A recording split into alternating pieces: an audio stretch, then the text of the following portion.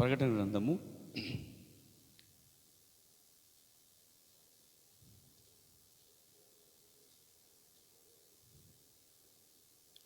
1వ అధ్యాయము 10-11 వచనం చదువుతున్నాను. ప్రభు దినమందు ఆత్మవశునై ఉండగా బురద నుండి గొప్ప స్వరము, నీవు చూచున్నవి పుస్తకంలో రాసి Ephesus, Smyrna, Pergamum, Thyatira, Sardis, Philadelphia, Laodicea అను 7 సంఘములకు పంపమని చెప్పుట నా వెనక వింటిని. అలాగే 4వ అధ్యాయము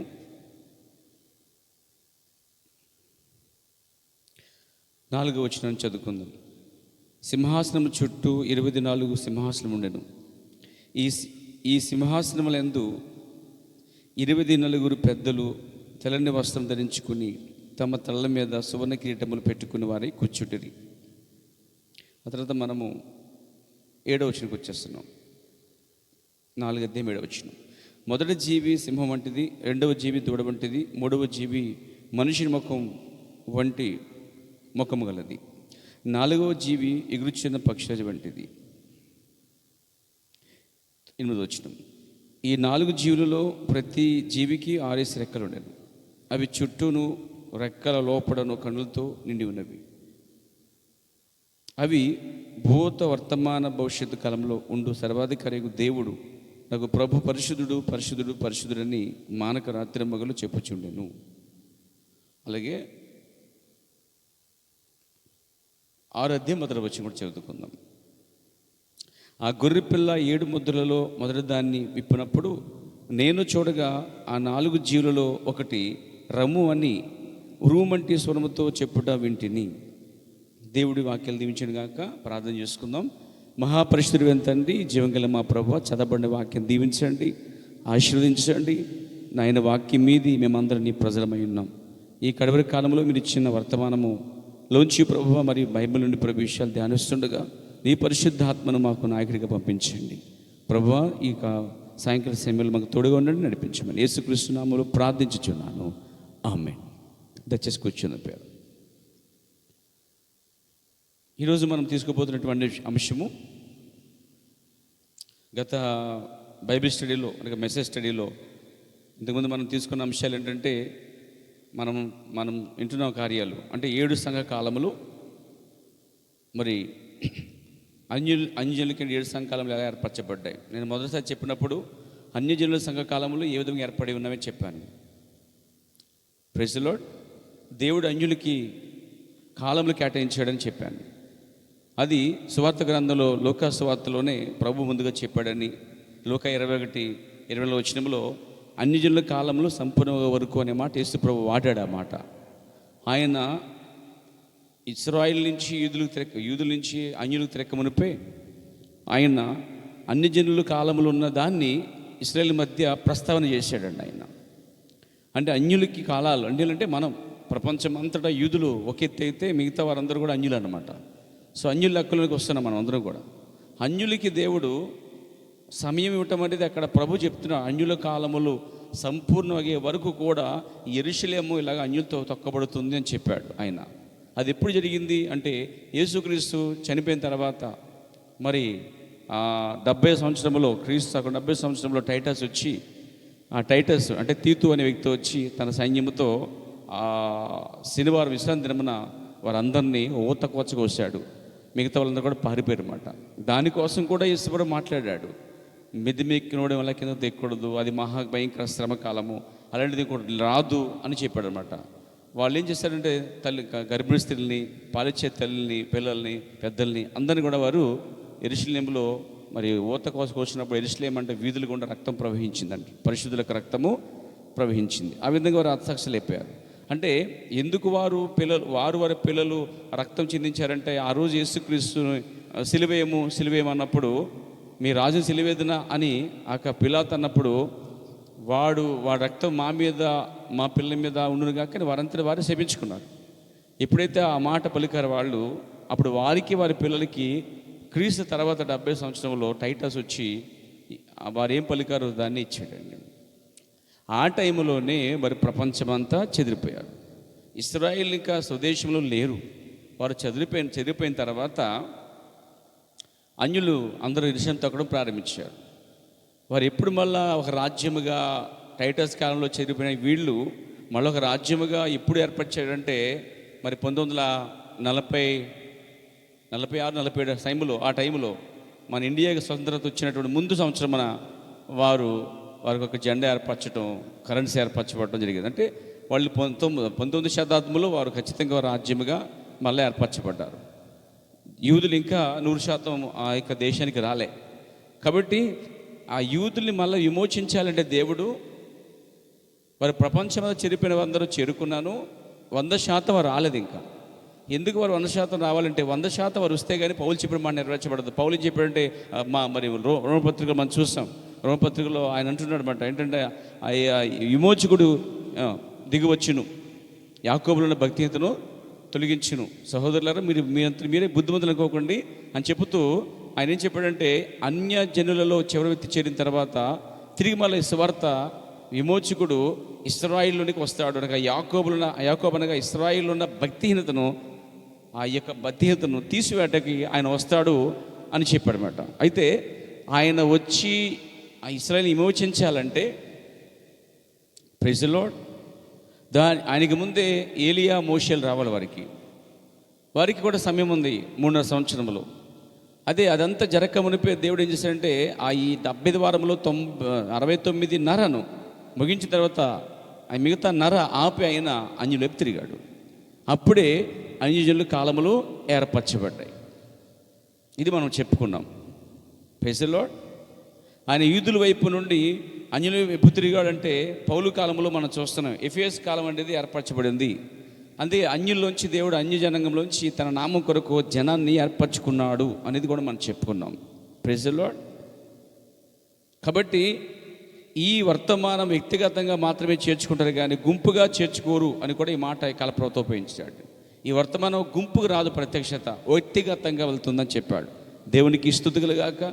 అన్యులను రక్షణలోనికి నడిపించడానికి దేవుడు వాడుకున్న పూర్తి సమయము ఎఫెసు నుండి లౌదికి వరకు అన్నాడు. ఎఫెసు, స్మరణ, పెర్గమ, తుయతైర, సార్దిస్, ఫిలదెల్ఫియా, లౌదికి అనే 7 సంఘ కాలాలకి 7 సమయాలకి పాటించాడు. అంటే అన్యులందరూ రక్షించబడడానికి దేవుడు వేసినటువంటి గొప్ప ప్రణాళిక ఏంటంటే 7 సంఘ కాలాలలోనే అన్యులకి ఇచ్చినటువంటి రక్షణ ప్రణాళిక కార్యమై ఉన్నది. అంటే ఎఫెసులో పుట్టావనుకో ఎఫెసు కాలంలో రక్షించబడతావు. అంటే రక్షించబడడం అంటే ఎఫెసు కాలంలో ఉన్న దూతని వర్తమానం చేర్చుకుంటే రక్షించబడతావు, తోసేస్తే ఇక అది తీర్పులోకి వస్తున్నావు. ఆ విధంగా ఈ దేవుడు అన్యులకి ఇచ్చినటువంటి రక్షణ నడిపించడానికి ఇచ్చినటువంటి సమయం అంతా దేవుడు ఆ సమయం అంతా ఎఫెసు నుండి లౌదికి వరకు అని చెప్తా ఉన్నాడు.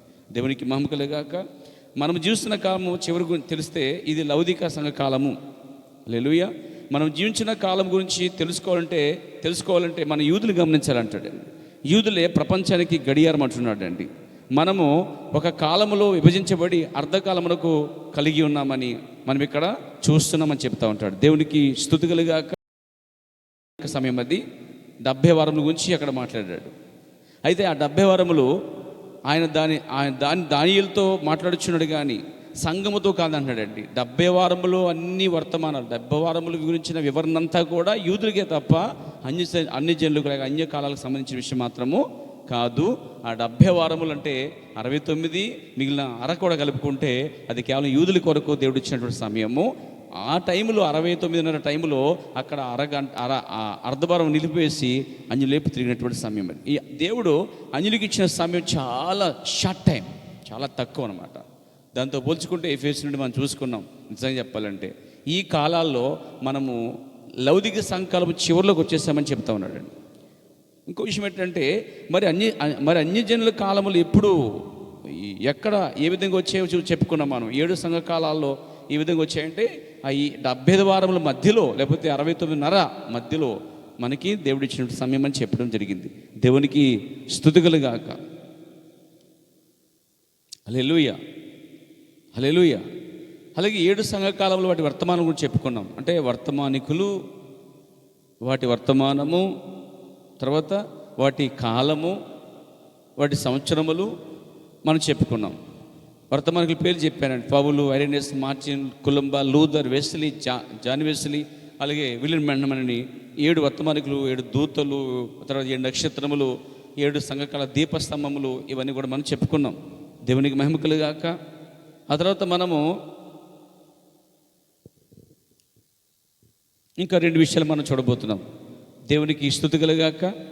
టోటల్గా మనం చదువుకునే ప్రకటన గ్రంథంలో 7 సంఘముల గురించిన విషయాలు ఉంటున్నాయి. 7 సంఘములకు రాయమంటే అక్కడ ఎవరికి రాసినట్టే యోహాను యూదులకు కాదు, కానీ ఆ 7 సంఘ కాలాల్లో ఉన్న ప్రజలకు, ఆ ప్రజల కోసం పంపబడిన దూతలకు, ఒక్కొక్క దూతకి సపరేట్గా ఏదో లెటర్ రాసినట్టుగా వర్తమానం రాసి పెట్టాడండి. ఆయన ఏం రాసి పెట్టాడో ఆ కాలం వచ్చినప్పుడు చెప్పాను కదా, కాలం ప్రారంభించబడుతుంది, మధ్యలో వర్తమానం వస్తున్నాడు, ఆ తర్వాత వర్తమానం మధ్యలోంచి వెళ్ళిపోతున్నాడు, కాలం మాత్రం కొంతకాలం ఉంటుంది, ఆ కాలం అయిన తర్వాత మరొక కాలం వస్తుందని చెప్పడం జరిగింది. అంటే ఏ దీపమై వెలిగించబడుద్దో ఈ దీపం నుంచి ఆ దీపం నుంచి వెలిగించబడదు. అలాగే ఎఫెసు నుండి ఆత్మ మెల్లిగా దేవుని కార్యం చేసుకుంటూ వచ్చేస్తున్నాడు. దేవునికి మహిమ కలుగాక. కాబట్టి నేను చెప్పాను పేర 7 అన్యజనులకి సంఘకాలాలు ఎలా ఏర్పరచబడ్డాయి, అవి ఎక్కడి నుంచి వచ్చాయి, ఎక్కడి నుంచి ఊడిపడ్డాయి చూసాము. అది 69:30 మధ్యలో దేవుడు మనకి ఇచ్చిన సమయం చూసాం. అది యూదుల నుంచి దేవుడు ఇటు తిరిగి ఇంతకాలం కేటాయించాడు. మళ్ళీ ఎప్పుడు తిరుగుతాడంటే ఆయన ఈ అన్యుల కాలం ముగించబడితే, అన్యుల కాలము సంపూర్ణంగా వరకు దేవుడు యూదులతో మాట్లాడు. ఈ అన్యుల కాలం అనేది చివరిలో ముగించబడి ఆఖరి వ్యక్తి వచ్చిన తర్వాత, సంఘం ఎత్తబడిన తర్వాత, అప్పుడు దేవుడు మళ్ళా యూదుల వైపు తిరుగునే ఉన్నాడు. Praise God. మనము 7 సంఘకాలాల్లో సంఘకాలాలు చూసాము, వర్తమానం చూసాము, అంటే వర్తమానాల పేర్లు చూసాము, తర్వాత సంవత్సరాలు కూడా చూసాము. మనం ఇంకోటి కూడా చెప్పాలి మీరు. నేను ఇప్పుడు రెండు విషయాలు చూద్దాం. ఇక్కడ 7 సంఘకాలములు వాటి యొక్క అర్థములండి, ఇవి కూడా చెప్పాలి. ఎందుకంటే అర్థాలతో కూడినది అది కూడా. పోలీసు చెప్పాను 7 పట్టణాలు ఎందుకు అనుకున్నాడు దేవుడు అంటే, 7 పట్టణాలు చరిత్రకముగా అవి ఉన్నాయి, వాటికి జరిగిన సంఘటనలు ఏవైతే ఉన్నాయో ఆ సంఘటనలోనే అర్థం ఉంది. దాన్ని అన్యులైన వారికి సంఘకాలాలతో పోల్చాడండి. 7 పట్టణాలకున్న జరిగినటువంటి సంఘటనలు ఏమైతే ఉన్నాయో, ఉదాహరణకి సార్దిస్ అనేటువంటి పట్టణములో ఏం జరుగుతూ ఉండదంటే, సార్దిస్ అనేటువంటి పట్టణంలోనికి దొంగలు చెప్పపెట్టకుండా వచ్చి దోచుకుపోతుంటారు అన్నమాట. అర్థమైందండి? ఆ పట్టణం నిజంగానే సార్దిస్ సంఘకాలం వేరు, పట్టణం వేరు. ఈ పట్టణాన్ని సంఘకాలకు పోల్చాడండి. సార్దిస్ అనేటువంటి ఆ పట్టణంలో ఏం జరిగిద్దంటే, దేవునికి ప్రవక్త అంటున్నాడు అక్కడ ఒక చోట, అది మనం చూస్తాం 3వ అధ్యాయం ప్రకటన గ్రంథంలో. అక్కడ జనులు అంటే ఎలా ఉండరంటే, అక్కడ జనులు ఎలా ఉండరంటే, వాస్తవం చెప్పాలంటే దేవునికి ప్రవక్త అంటాడు అక్కడ 3వ వచనం చివరిలో, నీవు జాగరూకుడవై ఉండని యెడల నేను దొంగవలు వచ్చేదను, ఏ గడియ నీ మీదకి వచ్చేదనో నీకు తెలియదు అన్నాడు. ఇక్కడ ఈ మాట తీసుకుని దగ్గర ప్రవక్త అంటాడు, ఏ గడియను వచ్చినో తెలియననే మాట సార్దిస్ సంఘకాలం ఎందుకు ఉపయోగించాడంటే, సార్దిస్ అనే పట్టణములంట దొంగలు చెప్పబెట్టకుండా వచ్చి హఠాత్తుగా వచ్చి వారు ఏది కలిగి ఉన్నారో దాన్ని ఎత్తుకుపోతుండారట. పట్టణానికి ఏదైతే జరిగిందో ఆ పట్టణాన్ని, ఆ సార్దిస్ అనేటువంటి పట్టణాన్ని అన్యులకి 5వ కాలానికి పోల్చాడండి. ఇది 5వ సంఘకాలం. అది ఏది? సార్దిస్ అనే సంఘకాలం. దాని తర్వాత వచ్చేది ఏంటంటే ఫిలదెల్ఫియా కాలం, అది 6వ సంఘకాలం. ఈ 6వ సంఘకాలము ఫిలదెల్ఫియా అనే పట్టణం ఎలాంటిదంటే మంచి సహోదర ప్రేమ కలిగినదే. పట్టణం ఎలాంటిదంటే భయంకర శోధించబడినదే, శక్తి కొంచెమైనను బలముగా ఉన్నదే. మరి ఫిలదెల్ఫియా పట్టణంలో చక్కటి సహోదర ప్రేమ కలిగి ఉన్నారు కూడా, వారు మంచి ఐక్యతగా ఉన్నారు. ఫిలదెల్ఫియా పట్టణంలోనే ఎక్కువ వారు వ్యాపించారు. అలాగే ఆత్మీయంగా ఫిలదెల్ఫియా కాలంలో కూడా దేవుడు సువార్త కొరకు ద్వారాలు తెరిచాడు. అంటే మిషనరీస్ని ఎక్కువగా ఆయన బాగా విరివిరిగా బలంగా వాడుకున్నటువంటి సమయం. అంటే విస్తారంగా సేవకులు బయటికి వెళ్ళటం, సువార్త చెప్పడం అనేది జరిగింది. ఎందుకంటే వారు దేవుడు సువార్తకు ద్వారం తెరిచిన సమయం ఎక్కువ, చాలా ఎక్కువ. మిషనరీస్ వేల ప్రజలకు వచ్చి దేశాల గుండి వెళ్ళి వాళ్ళు మెడికల్ పరంగాను, మరి మిషనరీ పరంగా వచ్చి వాళ్ళు అనేక దేశాల్లో సేవ చేశారన్నమాట. అంటే యూదులు తప్పించి మిగతా ప్రాంతాలన్నీ కూడా అన్యుల మధ్య సువార్తకి ద్వారం తెరవబడిన సమయమే ఫిలదెల్ఫియా కాలం. ఇకపోతే లౌదిక పట్టణం ఎలాంటిదంటే, లౌదిక పట్టణము అటు ఇటు ఉండే పట్టణం అన్నమాట. అటు ఎలా అంటే అది లోకము కాదు, దేవుడికి అన్నట్టుగా ఉండేది. ఈ లౌదిక పట్టణములో ఉన్న ప్రజలు చాలా గర్విష్ఠులు అంటాడు. వాళ్ళు విస్తారంగా ఆస్తి సంపాదించారు బలముగా. వారి ఆస్తి ధనాన్ని చూసుకున్న వారు ఎర్రబీగుతున్న సమయంలో, వారంతటి వారు గొప్పగా చెప్పుకున్న సమయంలో ఆ పట్టణ యొక్క గతిని ఎలా ఉందంటే, ఆ పట్టణము బాగుంది అనుకుంటుంది కానీ శారీరక మామూలుగా చెప్పాలంటే వారి ఆత్మలు చచ్చిపోయినారు అనమాట. ఇది లౌదిక పట్టణం. మనం లౌదిక పట్టణం యొక్క స్థితి ఏమైందో అది 7వ సంఘకాలానికి అన్యులకు పోల్చాడు. ఆత్మీయంగా భౌతికంగా 7వ కాలంలో ప్రజలు, ఆత్మీయ ప్రజలు, క్రైస్తవ ప్రజలు 7వ సంఘకాలంలో చాలా భయంకరంగా విస్తారమైన ధర్మ సమకూర్చుకొని, జ్ఞానము సంపాదించుకొని, మాకింక ఏమీ కొదువు లేదు అనుకున్న సమయంలో అప్పుడు దేవుడు ఈ లౌదిక సంఘకాలంలో ఆత్మ అంటుంది, నీకు విస్తారంగా ధనం ఉంది కానీ నువ్వు దరిద్రుడివి, తర్వాత దౌర్భాగ్యుడివి, దిక్కుమల్లవాడివి, గుడ్డువాడివి, దిగంబరివి, నీకు బట్టలు చాలా ఉన్నాయి కానీ ఆత్మంగా నీకు పరిశుద్ధాత్మ లేదు. నువ్వు శరీర సంబంధంగా ధనం బాగా సంపించుకున్నావు కానీ ఆత్మ సంబంధంగా వాక్యము లేదు, దరిద్రుడివి, దిక్కుమల్లవాడివి అని ఇక్కడ 7వ సంఘ కాలానికి పోల్చడానికి 7వ పట్టణంలో ఏమైతే జరిగిందో సంఘటన, దాన్ని తీసుకుని ఆయన 7వ సంఘ కాలానికి పోల్చడం అనేది చాలా లోతైన కార్యం అన్నమాట. చెప్పాను కదా, ఆసియా అనేటువంటి ప్రాంతంలోనే ఈ 7 పట్టణాలు ఉన్నాయి. ఒక్కొక్క పట్టణానికి జరిగినటువంటి దుస్థితి ఏమైతుందో దాన్ని అన్యుల కాలాలకి పోల్చడం అనేది, ఆ 7 పట్టణాలు 7 సంఘ కాలాలకు పోల్చడం అనేది మనం చూస్తున్నాం. దేవునికి స్తుతులు గాక. కాబట్టి ఎఫెసుకి అర్థం చెప్పాడు ఈ కాల ప్రవక్త. ఎఫెసు అనగా నేను చెప్పబోయే మాట ఏంటంటే 7 సంఘ కాలంలో అర్థం చెప్తున్నాను, రాసుకోండి పేర. మొదటిది ఎఫెసు అనగా గురుచూపుట లేక విశ్రాంతి పొందుట ఉన్నది. ఏంటండి? గురుచూపుట లేక విశ్రాంతి పొందుట. ఎఫెసు అనే కాలానికి లేక ఎఫెసు అనేటువంటి పేరుకి అర్థం చెప్తున్నాడు ఆయన. గురుచూపుట లేక విశ్రాంతి పొందుట. ఆ తర్వాత మనము స్ఫురణ. ఈ స్ఫురణ అనే మాట దీని అర్థము చేదు అని చెప్పండి. చేదు. రెండోది చేదు. మూడోది పెర్గమ. ఈ పెర్గమ అనేది అర్థాలతో కూడిందండి. ఈ పెర్గమ కూడా అర్థం ఉంది. పెర్గమ అంటే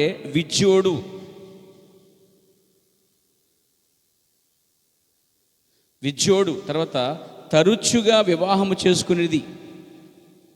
ఇంకా ఉంది రాజకీయం మరియు మతము ఐక్యమవుట. 3 అర్థాలతో కూడిందండి. ఇది ఈ యొక్క పెర్గమ అనేటువంటి ఆ సంఘ యొక్క పేరుని బట్టి అర్థం చెప్పాడు ఆయన. ఎఫెసుకి ఎలాగైతే గురు చూపుట విశ్రాంతి చూపుట ఉన్నదో, స్వర్ణ అంటే చేదని చెప్పబడిందో, అలాగే పెర్గమ అనే మాటకి ఒకటి విజయుడు, రెండోది తరచుగా అంటే ఎక్కువ పెళ్ళిళ్ళు చేసుకుంటాం అన్నమాట. భార్య విడిచిపెట్టడం, పెళ్లి చేసుకుంటాం. భార్య విడిచిపెట్టడం, పెళ్లి చేసుకుంటాం. భర్త విడిచిపెట్టడం, పెళ్లి చేసుకుంటాం. అంటే భర్తని భార్యని బ్రతికుండగానే విడిచిపెట్టి వారి బ్రతికుండగానే మళ్ళీ పెళ్లి చేసుకోవడం అనేది ఇక్కడ తరచుగా వివాహం చేసుకున్నట అన్నాడు. ఇది రెండోది. మూడోది అదే, మూడో దానికి 3 అర్థం కూడా ఉంది.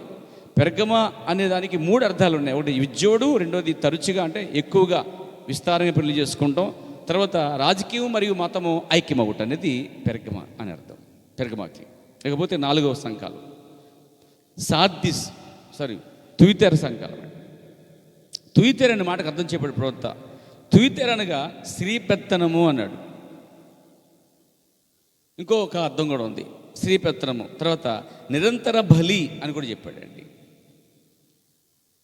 స్త్రీ పెత్తనము, నిరంతర బలి అంటే స్త్రీ పెత్తనములో నిరంతరము బలైపోయే పరిస్థితి ఏర్పడింది. ఏది ఇదంటే మనం సంఘకాలాల్లో దీన్ని ఆ 4వ సంఘకాలంగా చూస్తాం. ఈ 4వ సంఘకాలానికి వర్తమానికుడు ఎవరు చెప్పండి? ఎవరు? కొలంబ. మీకు చెప్పాను, ఈ తుయితెర సంఘకాలమే దీర్ఘముగా అంటే సుదీర్ఘముగా అంటే ఎక్కువ కాలం ఉంది అన్నాను. ఎంత చెప్పాను? సంవత్సరం చెప్పాను మీకు నేను. ఎన్ని సంవత్సరాలు పొడిగింది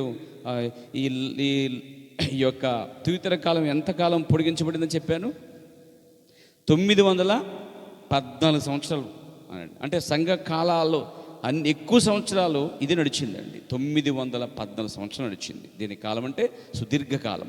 కాబట్టి తుయితెర కాలము స్త్రీ పెత్తనంగా మిగిలిపోయింది. అంత మాత్రం కాదు, అంధకారం అన్నమాట, చీకటి, నిరంతరం బలి. తుయితెర సంకాలంలోనే ఎక్కువ స్త్రీ పెత్తనం అనేది ఎక్కువగా విరజింపుకుందనమాట. దాన్ని బట్టే, ఆ కారణం బట్టే మనం సంఘములో స్త్రీ పెత్తనం అనేది ఇవ్వటం లేదు. స్త్రీకి ఎంతవరకు స్థానం అంటే భర్తని పిల్లల్ని చూసుకుంటూ కుటుంబాన్ని చక్కబెట్టుకుంటూ ఆమె కిచెన్కి రాణిగా ఉండి, కిచెన్ రాణి కాదు, కిచెన్కి అంటే వంటగదికి మాత్రమే రాణిగా ఉండి ఇంటిని, కుటుంబాన్ని, భర్తని, పిల్లల్ని చూసుకుంటూ ఆ వంశక వృక్షాన్ని లేపుతూ కుటుంబాన్ని కట్టుకుంటూ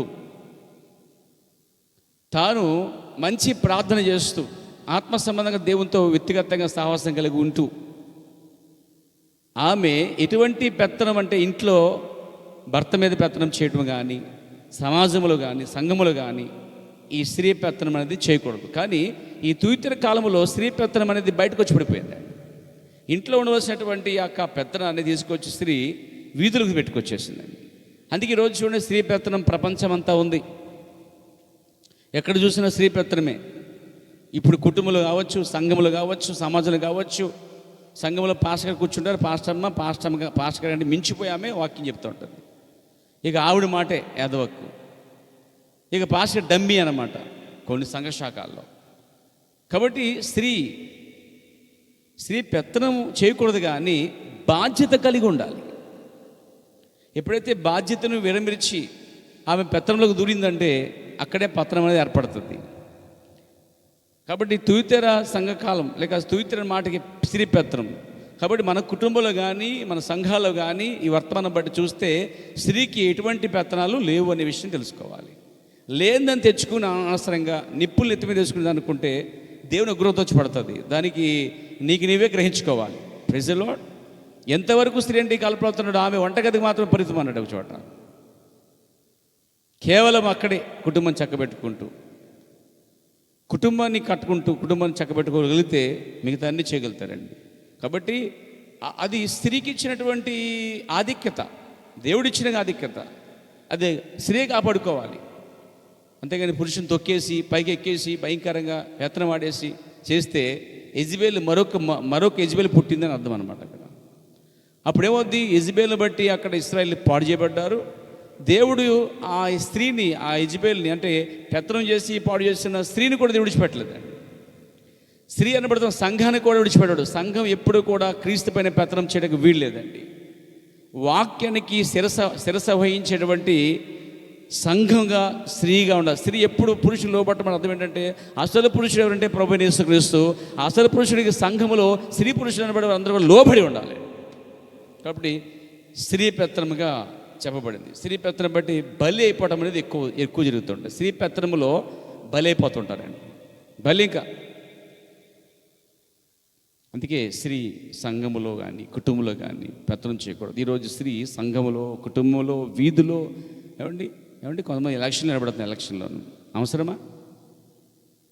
స్త్రీలు కొన్ని గ్రూపులకి లీడర్గా ఉండటం అవసరమా? స్త్రీకి అవసరం? అది స్త్రీ దానికోసమేనా? ఈరోజు రాజకీయ పరంగా చూస్తే స్త్రీలు రాజకీయాలకు వచ్చేసారండి. ఇది వంటగదిలో ఉండే స్త్రీ రాజకీయాలకు వచ్చి పెత్తనం చేయడం ప్రారంభిస్తుంది.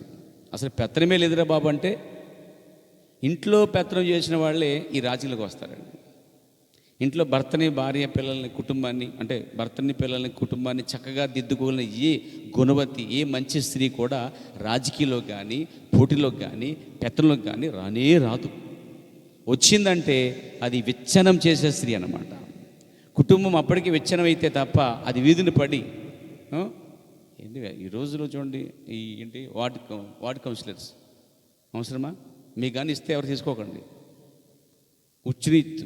ఉత్తునిచ్చినా కూడా వద్దు అసలు మనకి. అంటే మెసేజ్లో చర్చిలో చాలామంది పాస్తమ్మలు, విశ్వాసుల భార్యలు వార్డ్ కౌన్సిలర్గా ఉన్నారు. ఇంకా మెసేజ్లో కూడా ఉన్నారు. దౌర్భాగ్య స్థితి. ఈ మెసేజ్లో ఉన్న పాస్టర్లు, కొంతమంది పెద్దల భార్య, లేకపోతే కొంతమంది స్త్రీలు, వీళ్ళంతా డోకరా గ్రూప్, మిగతా గ్రూపుల్లో లీడర్స్ అండి. వీళ్ళకి అవసరం అది.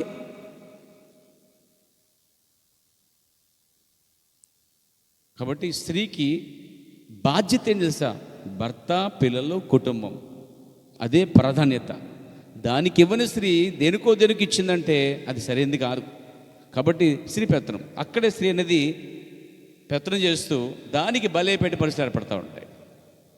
ఈరోజు యేసుక్రీస్తుకి పరిపూర్ణంగా లోబడేటువంటి పెత్తనం చేయని స్త్రీ సంఘంగా పిలువబడతా ఉంది. దేవునికి మహిమ కలుగాక. ఇకపోతే ఐదోది సార్దిస్. సార్దిస్ అనే అర్థం ఏంటంటే మరణము అన్నాడు ఒకటి. రెండవది తప్పించుకునుట. ఇందాక చెప్పాను కదా, సార్దిస్ అనేటువంటి పట్టణంలో దొంగలు వచ్చినప్పుడు వారు పారిపోతుండేవారు, తప్పించుకునేవారు మాట్లాడి. ఎందుకంటే వారు వచ్చి వాళ్ళని చంపేవారు, వారికి ఉన్న ధనాన్ని దోచుకుని పోయేవారు. ఇది సార్దిస్లో తరచుగా దొంగలు వచ్చి దోచుకునేవారు అన్నమాట. అందుకే ఆ మాట ఉపయోగించాడు సార్దిస్ సంకాలంలో. దొంగ వల్ల వచ్చుచున్నాను, నువ్వు మిగిలిన వాటిని కాపాడుకో, చావునంటే బ్రతికించుకో అని హెచ్చరించాడండి సంఘకాలంలో. అంటే పట్టణంలో ఏమేది జరిగిందో ఆ సంఘటన 5వ సంఘకాలానికి పోల్చాడు అన్నమాట. అర్థమవుతుంది మీ అందరికీ? వింటున్నారా? దేవునికి మహిమ కలుగాక. కాబట్టి సార్దిస్ అనే కాలంలో దొంగలు వచ్చి వాళ్ళకున్న దోసుకుపోవటము, లేదంటే వాళ్ళని చంపడము జరిగేది. అందుకే సార్దిస్ అనే కాలంలో మీరు గమనిస్తే ఎంత చూపించాను కదా మీకు, అక్కడ చూస్తారు కదా మీరు 4వ వచనంలో 3:4. అయితే తమ వస్త్రములను అపవిత్రపరచుకోనని కొందరు సార్దిస్సులో నీ యొద్ద ఉన్నారు, వారు అర్హులు గనుక తెల్లని వస్త్రములు ధరించుకుని వారితో కూడా సంచరించెదరు. జయించువాడు అలాగని తెల్ల వస్త్రం ధరించుకును అని ఇక్కడ వాగ్దానం చేస్తున్నాడు. అంటే అక్కడ సార్దిస్ అనే పట్టణంలో దొంగలు ఎక్కువ వచ్చేవారు. ఆ పట్టణంలో వచ్చి దోచుకునేవారు. ఇక వాళ్ళు రాత్రంతా భయంగా ఉండేవారు అన్నమాట. అందుకే అక్కడ ఏమన్నాడు, ఏ జామున వస్తానో తెలియదు నీకు, జాగరూకుడవై దొంగవలే వస్తాను అని చెప్పాడు అన్నమాట. కాబట్టి సార్దిస్ అనే కాలంలో జనులు భయంతో, మరణ భయంతో ఉండేవారు. కాబట్టి అక్కడ దేవుడు ఇక్కడ సార్దిస్ అనగా మరణము, లేక కొంతమంది మరణంలోంచి వాళ్ళకి ఏం చేశారంటే ఆ దొంగలను తప్పించుకుని వారు పారిపోతుండేవారు అడవులకి. వాళ్ళు పోయిన తర్వాత మళ్ళీ వచ్చేవారండి, తప్పించుకునేవారు అన్నమాట. ఇక్కడ కూడా అంతే, జరగబోతున్న కార్యం ఉంది, దాన్ని తప్పించుకో, దొంగవలే వస్తున్నాను తప్పించుకో అని చెప్తాడు అన్నమాట. కాబట్టి సార్దిస్ అనగా మరణము మరియు తప్పించుకునే వారు అని అర్థం వస్తుందండి. పోతే ఇంకా 6వది, ఈ 6వ సంకాలం పేరేంటండి? ఫిలదెల్ఫియా. ఫిలదెల్ఫియా అనగా సహోదర ప్రేమ. 6వ సంకాలంలో సువార్తకు దేవుడు చాలా దూరం తెరిచాడని చెప్పాను. అవును, ఇంతకన్నా ఎక్కువగా 6వ సంకాలంలోనే ఎక్కువ మిషనరీస్ ప్రపంచమంతటా బహుగా వాక్యాన్ని మోసుకుపోయిన సాధనమని చెప్పొచ్చు మనం. వారు వెళ్ళి బైబిల్ పంచిపెట్టడం, పత్రికలు పంచిపెట్టడం, హాస్పిటల్ కట్టించడం, వైద్యులు పరంగా వెళ్ళటం, సువార్త చెప్పటం, అనేకుల్ని మూఢనమ్మకాల నుంచి, విగ్రహాల నుంచి అనేకమైనటువంటి మరి అన్యజనులను క్రీస్తు తిప్పిన కాలమే ఈ యొక్క 6వ. ఈ లౌదిక పట్టణంలో కూడా వారు విస్తారంగా చెప్పాను కదా, వారి వైఖరి ఎలా ఉందంటే లౌదిక పట్టణం వేరు, ఆ పట్టణాన్ని లౌదిక సంకాలంగా పోల్చాడండి. ఆ పట్టణంలో జరిగిన సంఘటన 7వ కాలానికి సంబంధించిందండి ఆత్మీయంగా. ఇది శరీర సంబంధంగా జరిగింది. ఫిలదెల్ఫియా కాలంలో 6వ కాలంలో 6వ పట్టణానికి 6వ పట్టణం జరిగినప్పుడు 6వ సంకాలానికి వర్తించే పరిస్థితి వర్తించింది అన్నమాట. అర్థమవుంది అనుకుంటున్నాను పేరు మీకు అందరికి. హల్లెలూయా. ఇకపోతే ఈ లౌదిక అనగా ప్రజల హక్కులు. అంటే లౌదిక పట్టణంలో ఎవరి హక్కులు వారి అన్నమాట, ఎవరిష్టం వాళ్ళు. వారు వినేవారు కాదు, ఎవరిష్టం వాళ్ళదే, అసలు వినేవారు కాదన్నమాట. అందుకే ఆయన తలుపు కొడుతున్నాను, వింటారు, నా మాట వింటారా, తెలుస్తారంటే వాళ్ళు తలుపులు వేసుకున్న అర్థం ఏంటంటే దేవునికే చోటు లేకుండా పట్టణం విస్తారంగా సంపాదన పడిపోయింది బాగా. ఈరోజు కూడా ప్రజలు సంపాదన పడిపోయారండి. ఏం సంపాదించాలి, ఏం చేయాలి, ఇదే పనిలో ఉన్నారు, ఇదే రాత్రి పగలు. నా ప్రియ సోదరులారా, ఈరోజు వేల డబ్బులు ఏమిటంటే కొట్టుకుపోతా ఉన్నాయి. సంపాదించడానికి దేవుని పక్కన పెట్టి సంపాదించిన డబ్బు మిగలద్దు. మళ్ళీ చెప్తున్నాను, సంపాదించడానికి దేవుణ్ణే పక్కన పెట్టి పరుగు తీసే డబ్బు ఎంత విస్తారమైన ఆస్తి అయినా నిమిషంలో కొట్టుకుపోతాయి. దేవుణ్ణి, వాక్యాన్ని, సహవాసాన్ని పక్కన పెట్టి సంపాదించిన ప్రజలు పరిగెడుతుంటే అది పోగైన తర్వాత దేవుడు చివరి సమయంలో ఏదో కాకొచ్చి కోడిపుని ఎత్తుకుపోయినట్టుగా అంట ఆ డబ్బు ఇట్టి ఎత్తుకుపోతుంది. నీకు అర్థం కాదు అసలు, అది ఎందుకు పోయిందో తెలియదు, ఎలా పోయిందో తెలియదు, కానీ ఎంతకాలం కష్టపడ్డావనే బాధ వేదన ఉంటుంది తప్ప ఎందుకు పోయిందో అని ఆలోచించమండి. ఎందుకు పోయిందో తెలుసా? దేవుని పక్కన పెట్టినందుకు. హక్కు చర్చికి రండి, మాకు టైం ఉందటండి, పనులు అయ్యా చర్చికి పెళ్ళగా రావండి, వాళ్ళు పనులండి, లేటుగా వచ్చి సరిగ్గా చేయక, పరిచయం చేయక, వాక్యం వెనక, సమయం కేటాయించక, పరుగులు తీసి సమయం దానికి దీనికి ఖర్చు పెట్టి దేవుడికి ఇవ్వాల్సిన సమయాన్ని కూడా దొంగిలించి ఇలా సంపాదిస్తూ ఎంతో పోగు చేసుకుంటుంటే లాస్ట్లో ఏదో గ్రద్ద వచ్చి ఎదిగిపోయినట్టుగా అయిపోద్ది అన్నమాట. నువ్వు అనుకుంటావు ఇలా ఖర్చు అయిపోయింది అది ఇది అనుకుంటావు. ఎందుకు ఖర్చు అయింది తెలుసా? నువ్వు సరిగా దేవునికి ఇవ్వనందున, సమయాన్ని కేటాయించినందున నువ్వు సంపాదించినంత ఒక్క దెబ్బతో కొట్టేసిన తర్వాత అప్పుడు కూడా మారుమనసు రాదు మనుషులకి, మళ్ళీ పరిగెడుతూ ఉంటారు. అంటున్నాను, ఆదివారం నాడు అస్సలే ఏ పనికి వెళ్ళకూడదు. ఒకవేళ అంత అర్జెంట్ అయితే మొదట ఆరాధన, తర్వాతే ఆరాధన, ఆలయము, ప్రార్థన, ఆరాధించుట, ఇవన్నీ రక్షించబడిన విశ్వాసికి చాలా ప్రాముఖ్యమైనటువంటి విషయాలు. ఆదివారం నాడు చాలామంది చర్చికి రాకుండా పనికి వెళ్ళిపోతూ ఉంటారు. హక్కు, చర్చికి వెళ్ళాలన్నా వద్దన్నా వాళ్ళ ఇష్టం, ఆరాధించాలి వద్దన్నా వాళ్ళ ఇష్టం. చూడండి, సమయం ఇచ్చాడు దేవుడు, ఆ సమయంలో చూస్తాడు దేవుడు. నువ్వు అనుకుంటావు ఆ సమయాన్ని అలా ఖర్చు పెట్టేస్తూ ఉంటావు, ఆ తర్వాత సమయాన్ని బిగించేస్తాడు దేవుడు. నువ్వెంత పాకులాగినా మరలా అలాంటి సమయం నీ జీవితంలో చూడలేవు.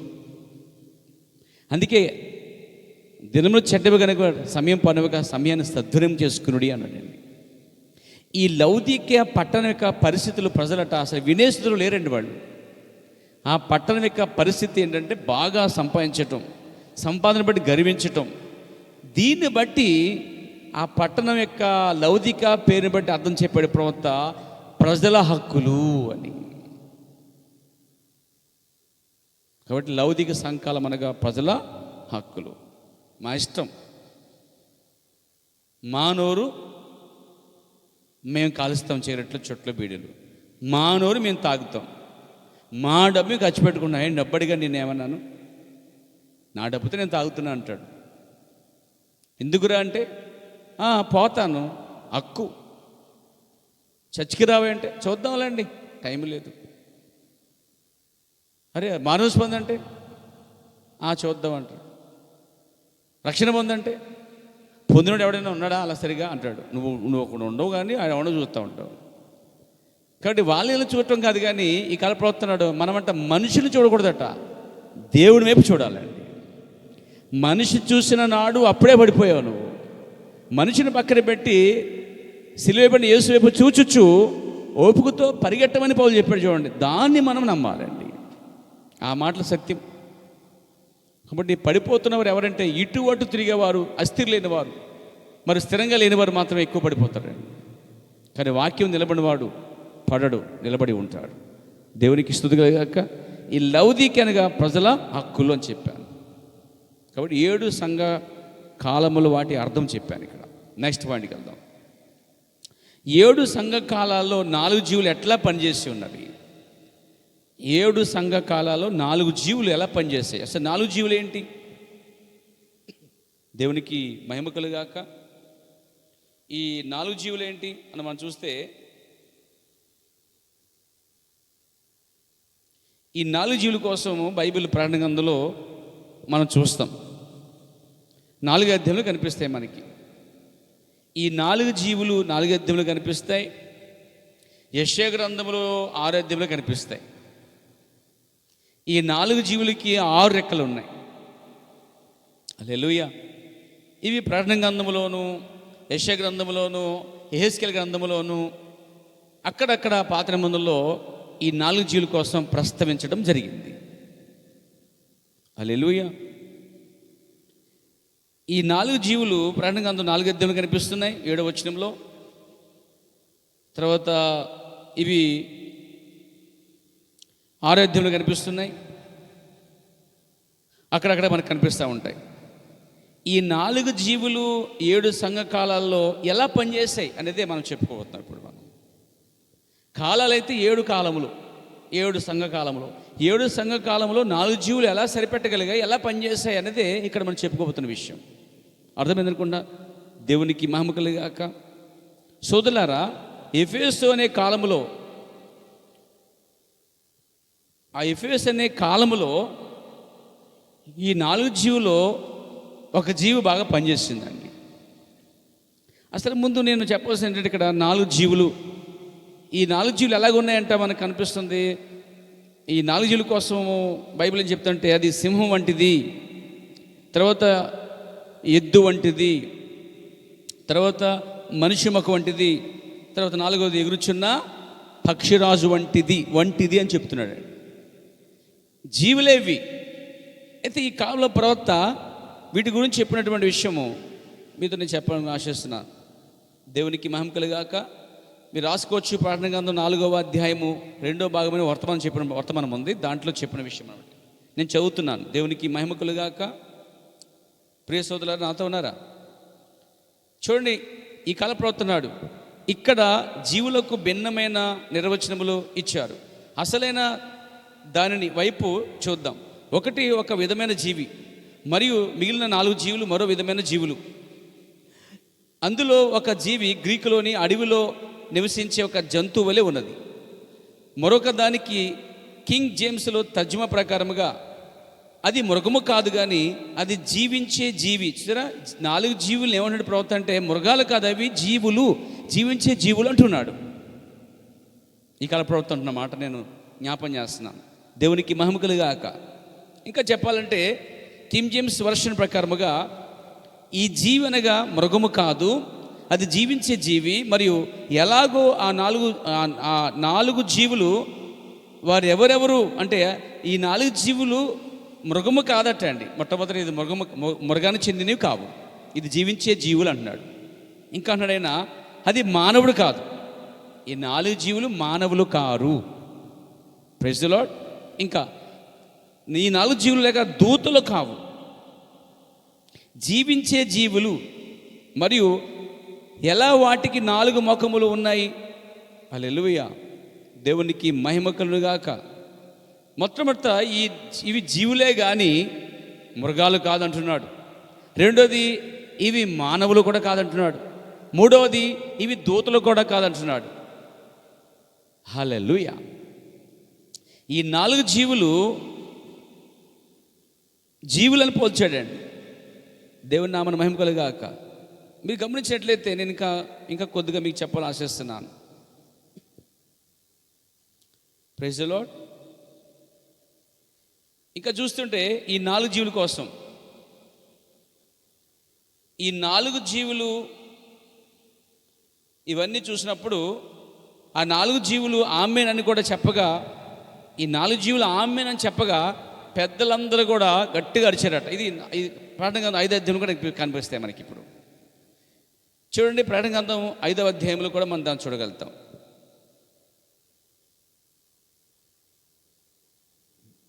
4వ అధ్యాయంలో 5వ అధ్యాయంలో ఇవన్నీ మనకు కనిపిస్తూ ఉంటాయి. చూడండి, 4వ అధ్యాయం వద్ద ఇప్పుడు 4వ అధ్యాయంలో 8వ వచనం, ఈ 4 జీవులలో ప్రతి జీవికి 6 రెక్కలు ఉండేవి. అవి చుట్టూను రెక్కలు లోపడను కన్నులతో నిండి ఉన్నవి. అవి భూత వర్తమాన భవిష్యత్తు కాలంలో ఉండు సర్వాధికారి దేవుడు నాకు ప్రభు పరిశుద్ధుడు పరిశుద్ధుడు పరిశుద్ధుడు అని మానక రాత్రి మగలు చెప్పుచుండును. ఆ సింహాసనము నందు ఆసనుడై ఉండి యుగంలో జీవించున్న వానికి మహిమయు ఘనతయు కృతజ్ఞతాస్తుతులు కలుగును గాకని ఆ 4 జీవులు కీర్తించుచుండగా, ఇక్కడ చూడండి 9వ వచనం ప్రకారముగా 4 జీవులు కీర్తిస్తున్నాయి.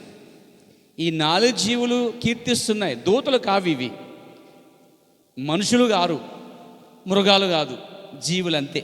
హల్లెలూయా. ఈ జీవులు ఆయన కీర్తిస్తున్నప్పుడట, అంటే జీవులు కీర్తిస్తున్నాయంటే ఇక్కడ మనం చూస్తాం 4వ అధ్యాయంలో కనిపిస్తున్నాడు ఈ జీవులే. మళ్ళీ మనకి యెషయా గ్రంథం 6వ అధ్యాయంలో కనిపిస్తున్నాయి.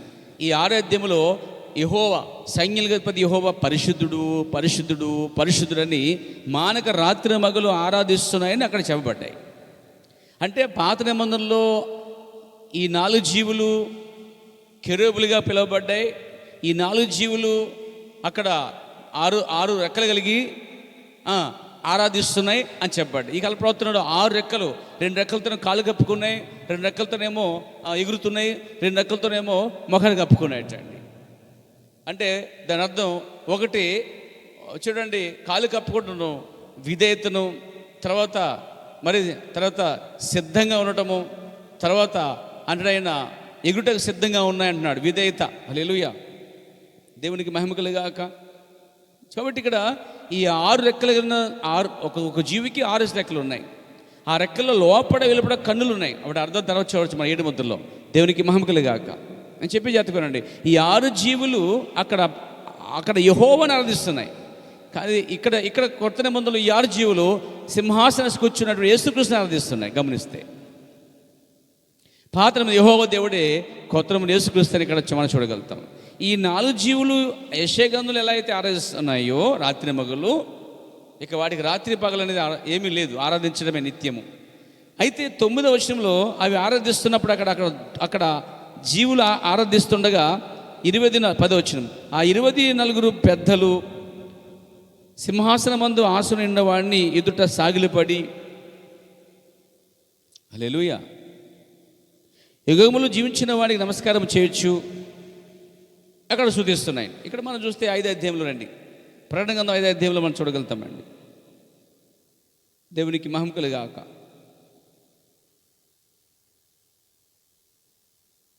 ఈ 5వ అధ్యాయంలో 11వ వచనం కనిపిస్తాయి మనకు ఆ జీవులు. మరియు నేను చూడగా సింహాసనమును జీవులను పెద్దలను ఆవరించున్న అనేక దూతలు. ఇక్కడ జీవులు ఉన్నాయి, పెద్దలు ఉన్నాయి, దూతలు ఉన్నాయి. అంటే జీవులు వేరు, పెద్దలు మనుషులు వేరు, దూతలు వేరండి. ఇక్కడ చాలా స్పష్టంగా ప్రవక్త చెప్పడంలో వాక్య ఆధారం ఉంది. దీన్ని చూసుకునే ప్రవక్త అవి జీవులే కానీ దూతలు కాదు, పెద్ద మనుషులు కాదని చెప్పాడు. కాబట్టి జీవులు అక్కడ ఉన్నాయి, ఆరాధిస్తున్నాయి, స్తుతిస్తున్నాయి. 14 వచ్చిన ప్రకారం చూడండి, 14 వచ్చిన ప్రకటన గ్రంథం 5:14. ఆ 4 జీవులు ఆమేనని చెప్పగా ఆ పెద్దలు సాగిలపడి నమస్కారం చేసిరి. 4 జీవులు ఆమేన్ అంటున్నాయి. మరి ఈ జీవులు ఏమంటాయో? ఈ జీవులు ఏమంటాయి? ఆమెమంటే ఆమెనంటాయా? ప్రతి వాక్యానికి మనం ఆమేన్ చెప్పే జీవులుగా ఉందాం. ప్రతి వాక్యానికి, బైబిల్లో ప్రతి వాక్యానికి, వర్తమానంలో చెప్తున్న ప్రతి మాటకి సంఘం ఆమేన్ చెప్పాలండి. అసలే ప్రారంభించి ముగించేదాకా దేనికి ఆమేన్ చెప్పాలంటే ఎవడో వింటాడని కాదు, ఏదో మన సంఘం గట్టిగా ఆమేన్ చెప్తానని చెప్పుకుంటా కాదు. కానీ మన దృక్పథం ఏంటంటే అక్కడ పలికిన వాక్యానికి నేను ఆమేన్ చెప్తున్నానే ఉద్దేశం నీలో ఉంటే మనుషులకు చూడవు, ఎవరేమనుకున్నా చూడవు, వాక్యానికి ఆమేన్ చెప్తావు. అందుకే ప్రవక్త బాప్టిస్ట్ చర్చికి వెళ్ళినప్పుడు ఎవరేమనుకున్నా చూడకుండా ఆమేన్ చెప్తున్నప్పుడు వారు ఎంతగా ఉంది. కానీ అతను ఆమేన్ చెప్పకుండా ఉండలేకపోయాడు. ఎందుకంటే అతను వాక్యం చెబుతుండగా వినుచుండగా ఆమేన్ చెప్పాడు. అక్కడ జీవులు కీర్తించి ఆరాధించినప్పుడట మరి జీవులు ఆమేన్ చెబుతున్నాయండి. ఇప్పుడు ఈ జీవులు కూడా ఆమేన్ చెప్తూ ఉండాలి. ఏదో అప్పుడప్పుడు చెప్పండి రా బాబు అంటే పోన్లే బాధపడతారేమో ఆమేన్ పడేసి ఆట అయిపోద్దు. హృదయపూర్వకముగా చెవులతో ఉన్న వాక్యానికి, చెవుల నుంచి వెళ్ళిన వాక్యానికి హృదయం స్పందించబడి నోరు క్రియరూపంగా ఆమేన్ చెప్పాలండి. దేవునికి స్తుతి కలుగాక. కాబట్టి ఆమేన్ చెప్పండి అనేది కాదు, అక్కడ విన్న తర్వాత ఆటోమేటిక్గా నీ లోపల నుంచి అలవాటైపోవాలి దాన్ని. కాబట్టి వాక్యానికి చెప్పాలి, మనం వర్తమానం పలుకుతుండగా చెప్పాలి మనకి. దేవుని నామమున మహిమ కలుగాక. ఇక్కడ చూడండి, 7 సంఘకాలాల్లో 4 జీవులు ఎట్లా పనిచేశాయి అనేది నేను చెప్పబోతున్న కార్యం. ఈ 4 జీవుల కోసం దేవుని ప్రవక్త వివరిస్తున్నాడు. ఇవి మనుషులు కాదు, దూతలు కాదు, జీవులు అని చెప్తున్నాడు. ఇంకా చెప్పాలంటే ఈ 4 జీవులు కూడా 6 ముద్రలతో సంబంధం కలిగి ఉన్నాయి. ఈ 4 జీవులు 4 గుర్రాలతో పోరాడుతున్నటువంటి సంబంధం కలిగి ఉన్నాయి. ఈ 4 జీవులు 7 సంఘకాలాలు ఎలా పనిచేశాయి అనేది నేను చెప్తున్న కార్యం ఇక్కడ. మొదటిది, ఎఫెసు అనే కాలములో ఈ 4 జీవులు మొదటి జీవి సింహంగా పనిచేసిందండి. Praise God. ఇంకా మన మిగిలిన ఎన్ని జీవులు ఉన్నాయి? ఇంకెన్ని సంఘాలు ఉన్నాయి మనకి? 6 ఉన్నాయి. ఎలా సరిపెట్టగలము? ఈ అవగాహన మన సంఘానికి ఉండాలని. అంటే 7 సంఘ కాలాల్లో ఒక్కో కాలానికి సరిపడగా ఈ జీవులు ఉపయోగించబడాలి. ఎలా సరిపెట్టబడ్డాయి? ప్రవక్త ఎలా సరిపెట్టాడు? బైబిల్ ఎలా సరిపెట్టాడు? మనం చూస్తుంటే ఎఫెసు అనే కాలంలో ఈ 4 జీవుల్లో మొదటి జీవి సింహం వంటిదంటండి. అంటే ఈ 4 జీవులు ఎలా కనిపిస్తాయి? సింహంగా కనిపిస్తుంది, తర్వాత ఎద్దుగా కనిపిస్తుంది రెండో జీవి, మూడో జీవి ఏమో మనిషి మొక్కలా కనిపిస్తుంది, 4వ జీవం ఎగురుచున్న పక్షిరాజు వలె కనిపిస్తుంది. చూడటానికి 4 జీవులు వేరువేరుగా ఉన్నాయి. ఈ 4 జీవులు 7 కాలాలకి ఎలా సరిపోతాయని చూస్తుంటే ఎఫెసు అనే కాలానికి ఈ 4వ జీవి మొదటి జీవి సింహం వంటి సింహంలా పనిచేస్తుంది. అంటే ఎఫెసు అనే కాలంలో పరిశుద్ధాత్మ ఒక సింహం వల్లే పనిచేసింది అంటున్నాడు ఈ కాల ప్రవక్త. దేవునికి స్తోత్రం కలుగాక. ఎఫెసు అనే సంకాలంలోనే ఆత్మ ఎలా పనిచేసిందంటే తిరుగులేని ఆత్మ అన్నమాట. సింహం అన్నాడు, సింహం వంటి ఆత్మ. 4 జీవుల్లో మొదటి జీవి సింహంలా కనిపిస్తున్నారు. ఇప్పుడు పరిశుద్ధాత్మ ఎఫెసు కాలానికి అంతా కూడా సింహంలా పనిచేసిందండి. అడవిలో సింహానికి తిరిగేది ఉండదు, అది మృగరాజు, అడవికే రాజు, రారాజు. అడవి జంతువులన్నీ ఆ యొక్క సింహం యొక్క స్వరానికి లోబడి ఉండాలి. అడవి జంతువులు ఆఖరికి కీచిరాయి, చిన్న పురుగు, పెద్ద జంతువు, సింహము, మృగరాజు గట్టిగా అది గర్జించినప్పుడట ప్రతి జీవి, ప్రతి జంతువు, ప్రతి పురుగట తమ రాజుకి లోబడతాయంటండి. ఇక్కడ ప్రవర్తనాడు ఒక అడవిలో ఆ చిన్న జీవులు, జంతువులన్నీ కూడా సింహం స్వరం వినగానే గర్జించగానే భయపడుతున్నాయంటే మరి ఆ మహా గొప్ప యోధా సింహము, యోధా గోత్రపు సింహము గర్జిస్తే ఈ భూమి మీద సకల జీవ మనుషులందరూ కూడా సర్వము కూడా భయపడి లోబడి ఉండాలండి. ఒక అడవి జంతువులని వినయ విధేయత చూపించి భయపడుతున్నాయి, స్వరం లోబడుతున్నాయంటే దాని అర్థం ఏంటి తెలుసా? ఆత్మీయంగా ఈరోజు ప్రపంచానికి దేవుడు యోధా గోత్రపు నుంచి వచ్చిన సింహం వల్లే ఉన్నాడండి. ఆయనకి సంఘము, సంఘ పెద్దలు, సంఘ కాపర్లు, సువార్తికులు, పాస్టర్లు, విశ్వాసులు, మరి ఇతరులు, మరి క్రైస్తవేతరులు, భూమి మీద ఉన్న జంతువులు సమస్తము కూడా, చెట్టు ప్రకృతి యావత్తు ఈ సింహానికి లోబడి ఉండాలి. దేవునికి మహిమ కలుగాక. కాబట్టి ఎఫెసు అనే కాలంలో 4వ జీవిలా పనిచేసిందట సింహం వల్లే, తిరుగులేని ఆత్మ. అందుకే పౌలు గారు నిలబడి ఏది ఆజ్ఞాపించినా టక్కం జరిగిద్దండి. ఒకసారి పౌలు గారు వాక్యం చెప్తుంటే వాడు ఒకడు వచ్చి దాన్ని డైవర్ట్ చేస్తున్నాడు అనమాట. సత్యాన్ని వినకుండా వాడు ఒకడు అడ్డుకున్నప్పుడు దేవుడు ఇతను మొత్తునుగా కన్నాడండి. వాడు గుడ్డువాడు అయిపోయాడు అప్పటికప్పుడే. అంటే పౌలు కాలంలో, ఎఫెసు కాలంలో తిరుగులేని ఆత్మ అనమాట. Praise God. ఆ తర్వాత మనకి స్ఫురణ కనిపిస్తుందండి. ఈ చేదైన కాలంలో ఆత్మ 4 జీవుల్లో రెండవ జీవి ఎద్దు ముఖం లాంటిటువంటి, లేక దూడ లేక ఎద్దు ముఖం కలిగినటువంటి జీవి పనిచేస్తుంది. అర్థం ఏంటంటే ఎఫెసులో సింహం లాంటి ఆత్మ పనిచేస్తుందండి. ఎఫెసు కాలంలో సింహం లాంటి ఆత్మ పనిచేస్తుంది, తిరుగులేదుగా. కానీ స్ఫురణ కాలంలో ఆ ఆత్మ సింహంలా పనిచేయలేదు, ఎద్దులా పనిచేసిందండి. సింహానికి ఎద్దుకి చాలా తేడా ఉంది.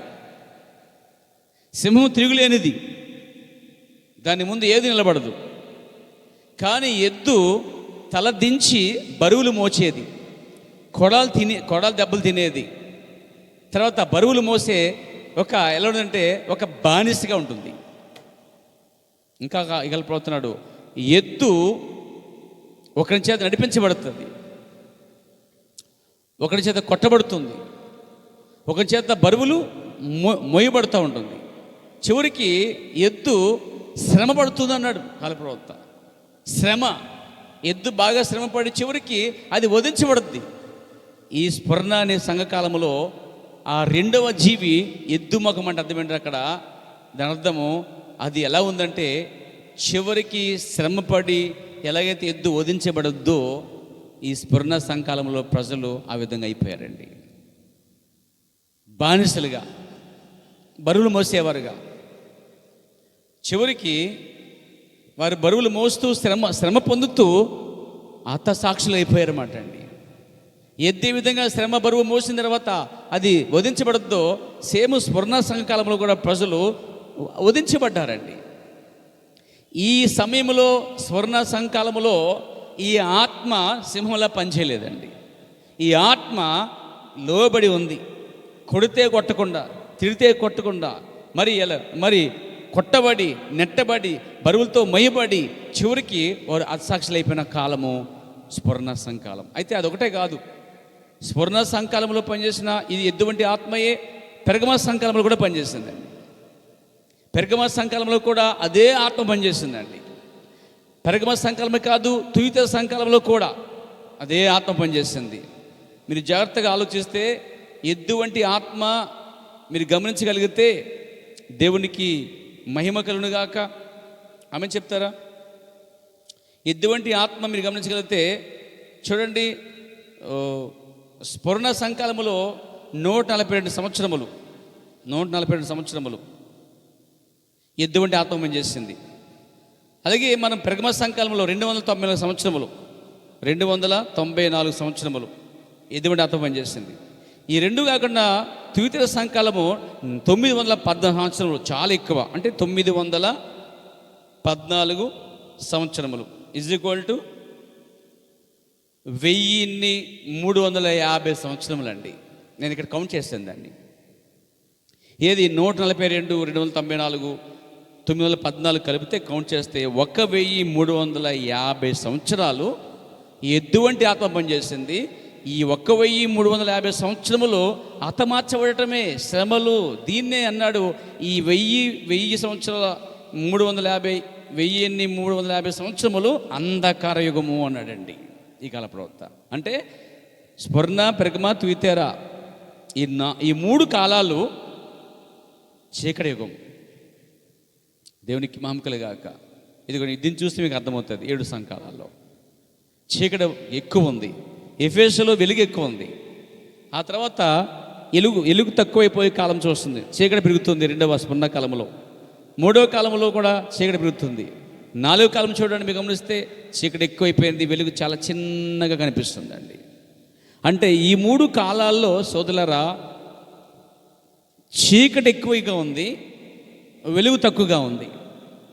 ఈ 3 కాలాలు, క్షమించండి, 3 కాలాలు అంటే ఏది? స్ఫురణ, పెర్గమ, తుయితైర. ఈ 3 కాలాల్లో ఒకే ఆత్మ పనిచేసింది. ఎలాంటి ఆత్మ అంటే ఎద్దు వంటి ఆత్మ. ఎద్దు దేనికి సాదృశ్యం అంటే శ్రమకి, శోధనకి, హింసకి గుర్తుగా ఉంది. ఎద్దు ఎప్పుడు కూడా అది హింసించబడుతుంది, కొట్టబడుతుంది, బరువులు మోస్తుంది, శ్రమ పడుతుంది, చివరికి అది వధించబడుతుంది. అందుకే దేవుడు ఈ 4 జీవులు 2వ జీవుని ఇక్కడ ఈ 3 కాలాలకు చూపిస్తున్నాడండి. ఈ 3 కాలాల్లో ఒకే రకమైన ఆత్మ పనిచేస్తుంది. అంటే అర్థం ఏంటంటే ఆత్మ ఎద్దు కాదు, కానీ పరిశుద్ధాత్మ అక్కడ ఎద్దు వలె శ్రమ పడింది. అందుకే ఆ పరిశుద్ధ పొందుకున్న వాళ్ళు, పరిశుద్ధులు అనేకులు హతమార్చబడ్డారండి. ఈ 3 సంఘకాలాల్లో చెప్పాలంటే 1350 సంవత్సరాలు వారు ఎవరైతే ఆ కాలంలో పుట్టి పెరిగి జీవించారో, ఆ 1350 సంవత్సరాలు ఉన్న ప్రజలు ఎవరైతే ఉన్నారో అంతకాలం జీవించలేదు. కానీ పుడుతూ పెరుగుతున్నటువంటి ఆ ప్రజలు అందరూ కూడా పుట్టాడా ఇక శ్రమలే, వాడు పెరిగాడా శ్రమలే, వాడు చనిపోయాడా అంతే, వధించబడటమే. అంటే ఈ 3 కాలాల్లో వాళ్ళు ఎటువంటి శ్రమ పొందారండి. మరి మీరు ఆ కాలంలో లేదు చూసారా? మనం ఆ కాలంలో లేవు చూసారా? ఆ కాలంలో మనమున్న ఇదే పరిస్థితి. అంటే అంధకార యుగం. ఇలా వాళ్ళని ఆదుకునే నాదులే లేడు అసలు. అనేకులు వధించబడ్డారట. ఒకడు అన్నాడు, అంతమంది పరిశుద్ధులు వధించబడుతుంటే మీ దేవుడు కూర్చొని చూస్తున్నాడు అన్నాడు ఒకడు. ప్రవక్త అన్నాడు, అయ్యా ఆయన దాన్ని ఎందుకు అలా చూస్తున్నాడంటే ఆ కాలంలో ఆత్మ ఇలా పనిచేస్తుంది అన్నాడు. ఆయన ఒకప్పుడు అక్కడ సింహంలా పనిచేశాడు, అది ఆ కాలం.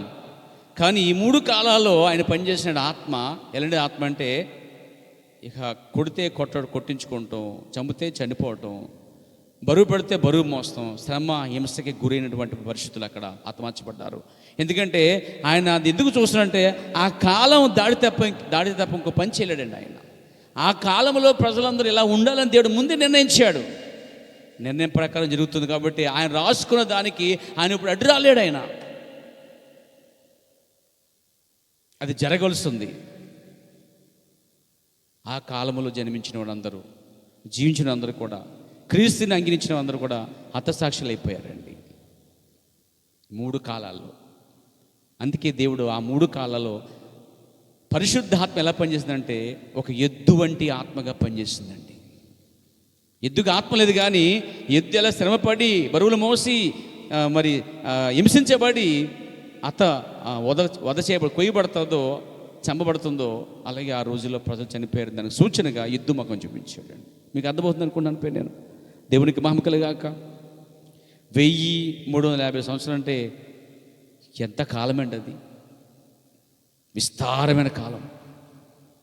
సంఘ కాలాల్లో ఈ 3 చాలా వింతైన మాట. ఈ 3 కాలాలు, ఈ 3 కాలాలు ఎవరైతే జన్మించారో, జీవించారో ప్రియారా, వారు భూమి మీద క్రీస్తు నిమిత్తమే హింసించబడ్డారు, కొట్టబడ్డారు, చంపబడ్డారు, రంపలతో కొయ్యబడ్డారు. మీకు తెలుసా ఒక విషయం చెప్పంటారా? ఈ 3 కాలాల్లో జరిగిన సంఘటనలో రోమీలు బాగా పరిపాలించారు వాళ్ళని. ఈ రోమ సైన్యము ఒక ఆట ఆడేవారట పెద్ద గ్రౌండ్లో. జనాల్ని టిక్కెట్ ఇచ్చి తీసుకొచ్చి ఆ స్టేడియం అంతట్లో కూర్చోబెట్టి, రౌండ్ స్టేడియంలో కూర్చోబెట్టి మధ్య లోపల ఆ రోమా దేశంలో బలమైన సింహాలు విడిచిపెట్టేవారట. క్రైస్తుల్ని ఆ రోజుల్లో క్రీస్తుని ఒప్పుకున్న వారిని ఆ గ్రౌండ్లో విడిచిపెట్టేవారు.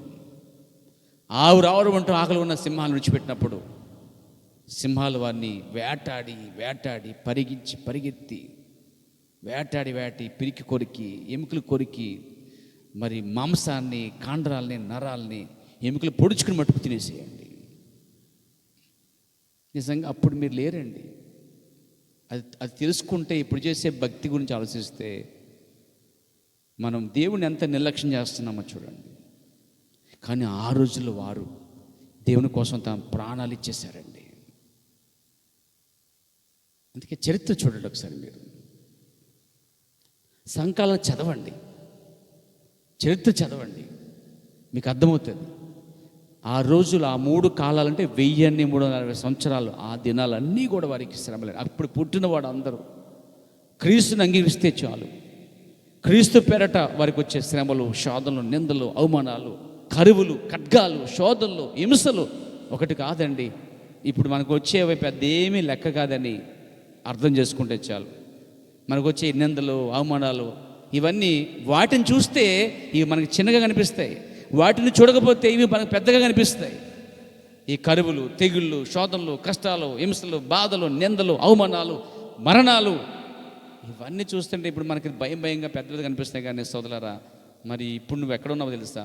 అక్కడ నువ్వు ఉండుంటే, అక్కడ ఉన్నవారిని, ఇక్కడ ఉండి నువ్వు అక్కడ ఉన్నవారిని కనుక గమనిస్తే ఇప్పుడు నీకు ఇది చాలా తేలికమైన పాటి. సింహాలను వదిలేవారు. కానీ మీకు తెలుసా, ఒకప్పుడు దానియేలు కాలంలో పరిశుద్ధులు నిలబడి ఉంటే సింహం నోరు మూసుకుండేది అక్కడ. మరి ఎందుకు దూత రాలేదు అక్కడ? అక్కడ ఆత్మ సింహంలా పనిచేయటం లేదు. తెలుసుకోవాల్సిన విషయం, అక్కడ ఆత్మ, ఆ కాలంలో ప్రజల్లో ఉన్న పరిశుద్ధ ఆత్మ మరి ఒక దూడ వలె శ్రమ పడటానికి నిర్ణయించబడిన కాలం అండి.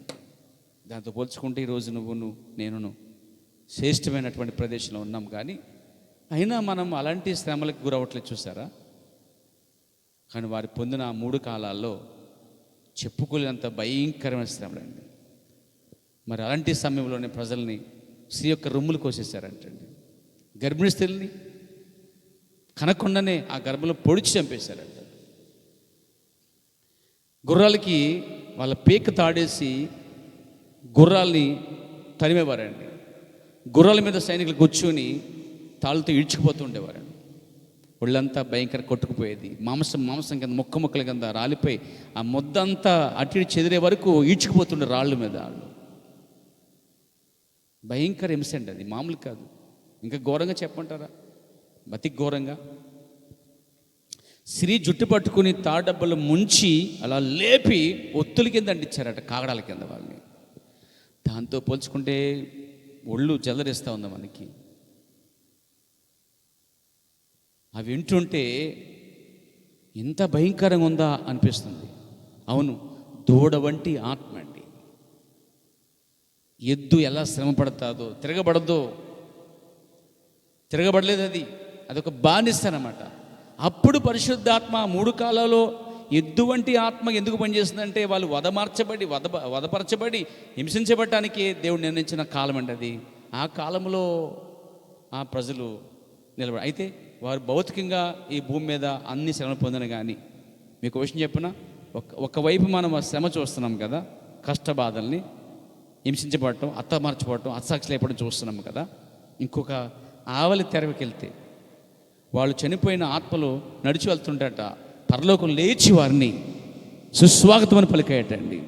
ఘనమైన స్వాగతం, మీరు భూలోకం జయించి వచ్చారని చెప్పి అక్కడ ఆ పరిశుద్ధులు లేచి వారికి ఎంతో గౌరవం చూపించారటండి. అంత గౌరవంతో వారు అక్కడికి వెళ్ళారండి. వాడు ఇక్కడ అగౌరవంతోనూ, నిందలతోనూ, అవమానాలతోనూ బానిసలుగా, బరువులు మోసిన వారిగా ఎద్దు వల్లే శ్రమపడి, ఎద్దు వల్లే హింసించబడిన ఈ ప్రజలు అక్కడికి వెళ్ళేసరికి ఉత్తమమైన స్వాగతముతో వాళ్ళు పిలువబడ్డారండి. పరలోకమే లేచి నిలబడింది అంటండి. దూతలు లేచి నిలబడ్డాయట. ఆ పరిశుద్ధులు వెళ్తుంటే ఆ పరిశుద్ధులను చూసి వీళ్ళందరూ లేచి ఎంతో గౌరవంగా పిలుచుకుని వారి స్థానంలో కూర్చోబెట్టారట తీసుకోవాలని. మనం ఇటువైపు చూస్తున్నాం, ఏవల ఆవల. ఏవల ఇటువైపు చూస్తున్నాం, అది చేదుతో కూడిన. అందుకనే స్ఫురణ అనగా చేదు, తుయితెరనగా మనం చూస్తున్నాం అక్కడ స్త్రీ పెత్తనము. ఇంకా మనం చూసాం పెరగమనగా విద్యోడు, విస్తారంగా ప్రజలు ఉండటం. ఇలాంటి సమయం అండి అది. 1350 సంవత్సరములు అంధకార యుగం అండి. దేవుడు అలా చూస్తూ ఉండిపోయాడండి. ఆ కాలంలో ఆ ప్రజలు భయంకరంగా ఘోరంగా హింసించబడ్డారండి. వారు భూమి నుంచి కొట్టివేయబడ్డారు. కానీ శ్రేష్టమైన స్థలాల్లో వారు ఉన్నారు. ఎవరు దీన్ని నమ్మగలరండి? విశ్వాసం మాత్రం నమ్మగలుగుతాడండి. దేవుడు నామన మహిమ కలుగాక. ఆ తర్వాత ఇంకా మనకు మిగిలిన 2 జీవులు ఉన్నాయి. Praise the lord. మనం ఏం చెప్పుకున్నామంటే 4 సంఘాలలో 7 సంఘాలలో 4 జీవులు ఎట్లా పనిచేస్తాయి? ఈ 4 సంఘాలలో పరిశుద్ధాత్మ ఏ రూపంలో పనిచేసింది అని కూడా ఇక్కడ మీరు గమనించాలండి. మొదట సింహంలా పనిచేస్తుంది ఆత్మ, సింహం రూపం వల్లే. సింహం కాదు కానీ సింహం లాంటి అధికారం కలిగిన రూపంగా.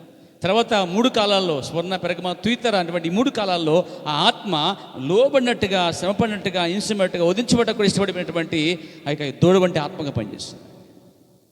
ఇకపోతే మనకి 5వ సంకాలం వస్తుంది. అది సాధ్య సంకాలం. ఈ సాధ్య సంకాలంలో ఇప్పుడు ఆత్మ సింహంలా లేదు, ఎద్దులా లేదు, కానీ మనిషి ముఖం వంటిది అనమాట. మనిషి జ్ఞానముతో తప్పించుకునేవారు అన్నమాట. గమనించారా? సాధ్యస అనగా ఏంటి తెలుసా? తప్పించుకునేటాను, మర్చిపోకండి. తప్పించుకునుట లేక మరణమైపోట, అటు మరణమైనా లేక తప్పించుకోవటమైనా. కాబట్టి సాధ్యస అనే ఈ కాలంలో పరిశుద్ధాత్మ ఆ 4 జీవుల్లో 3వ జీవిగా పనిచేసింది అండి.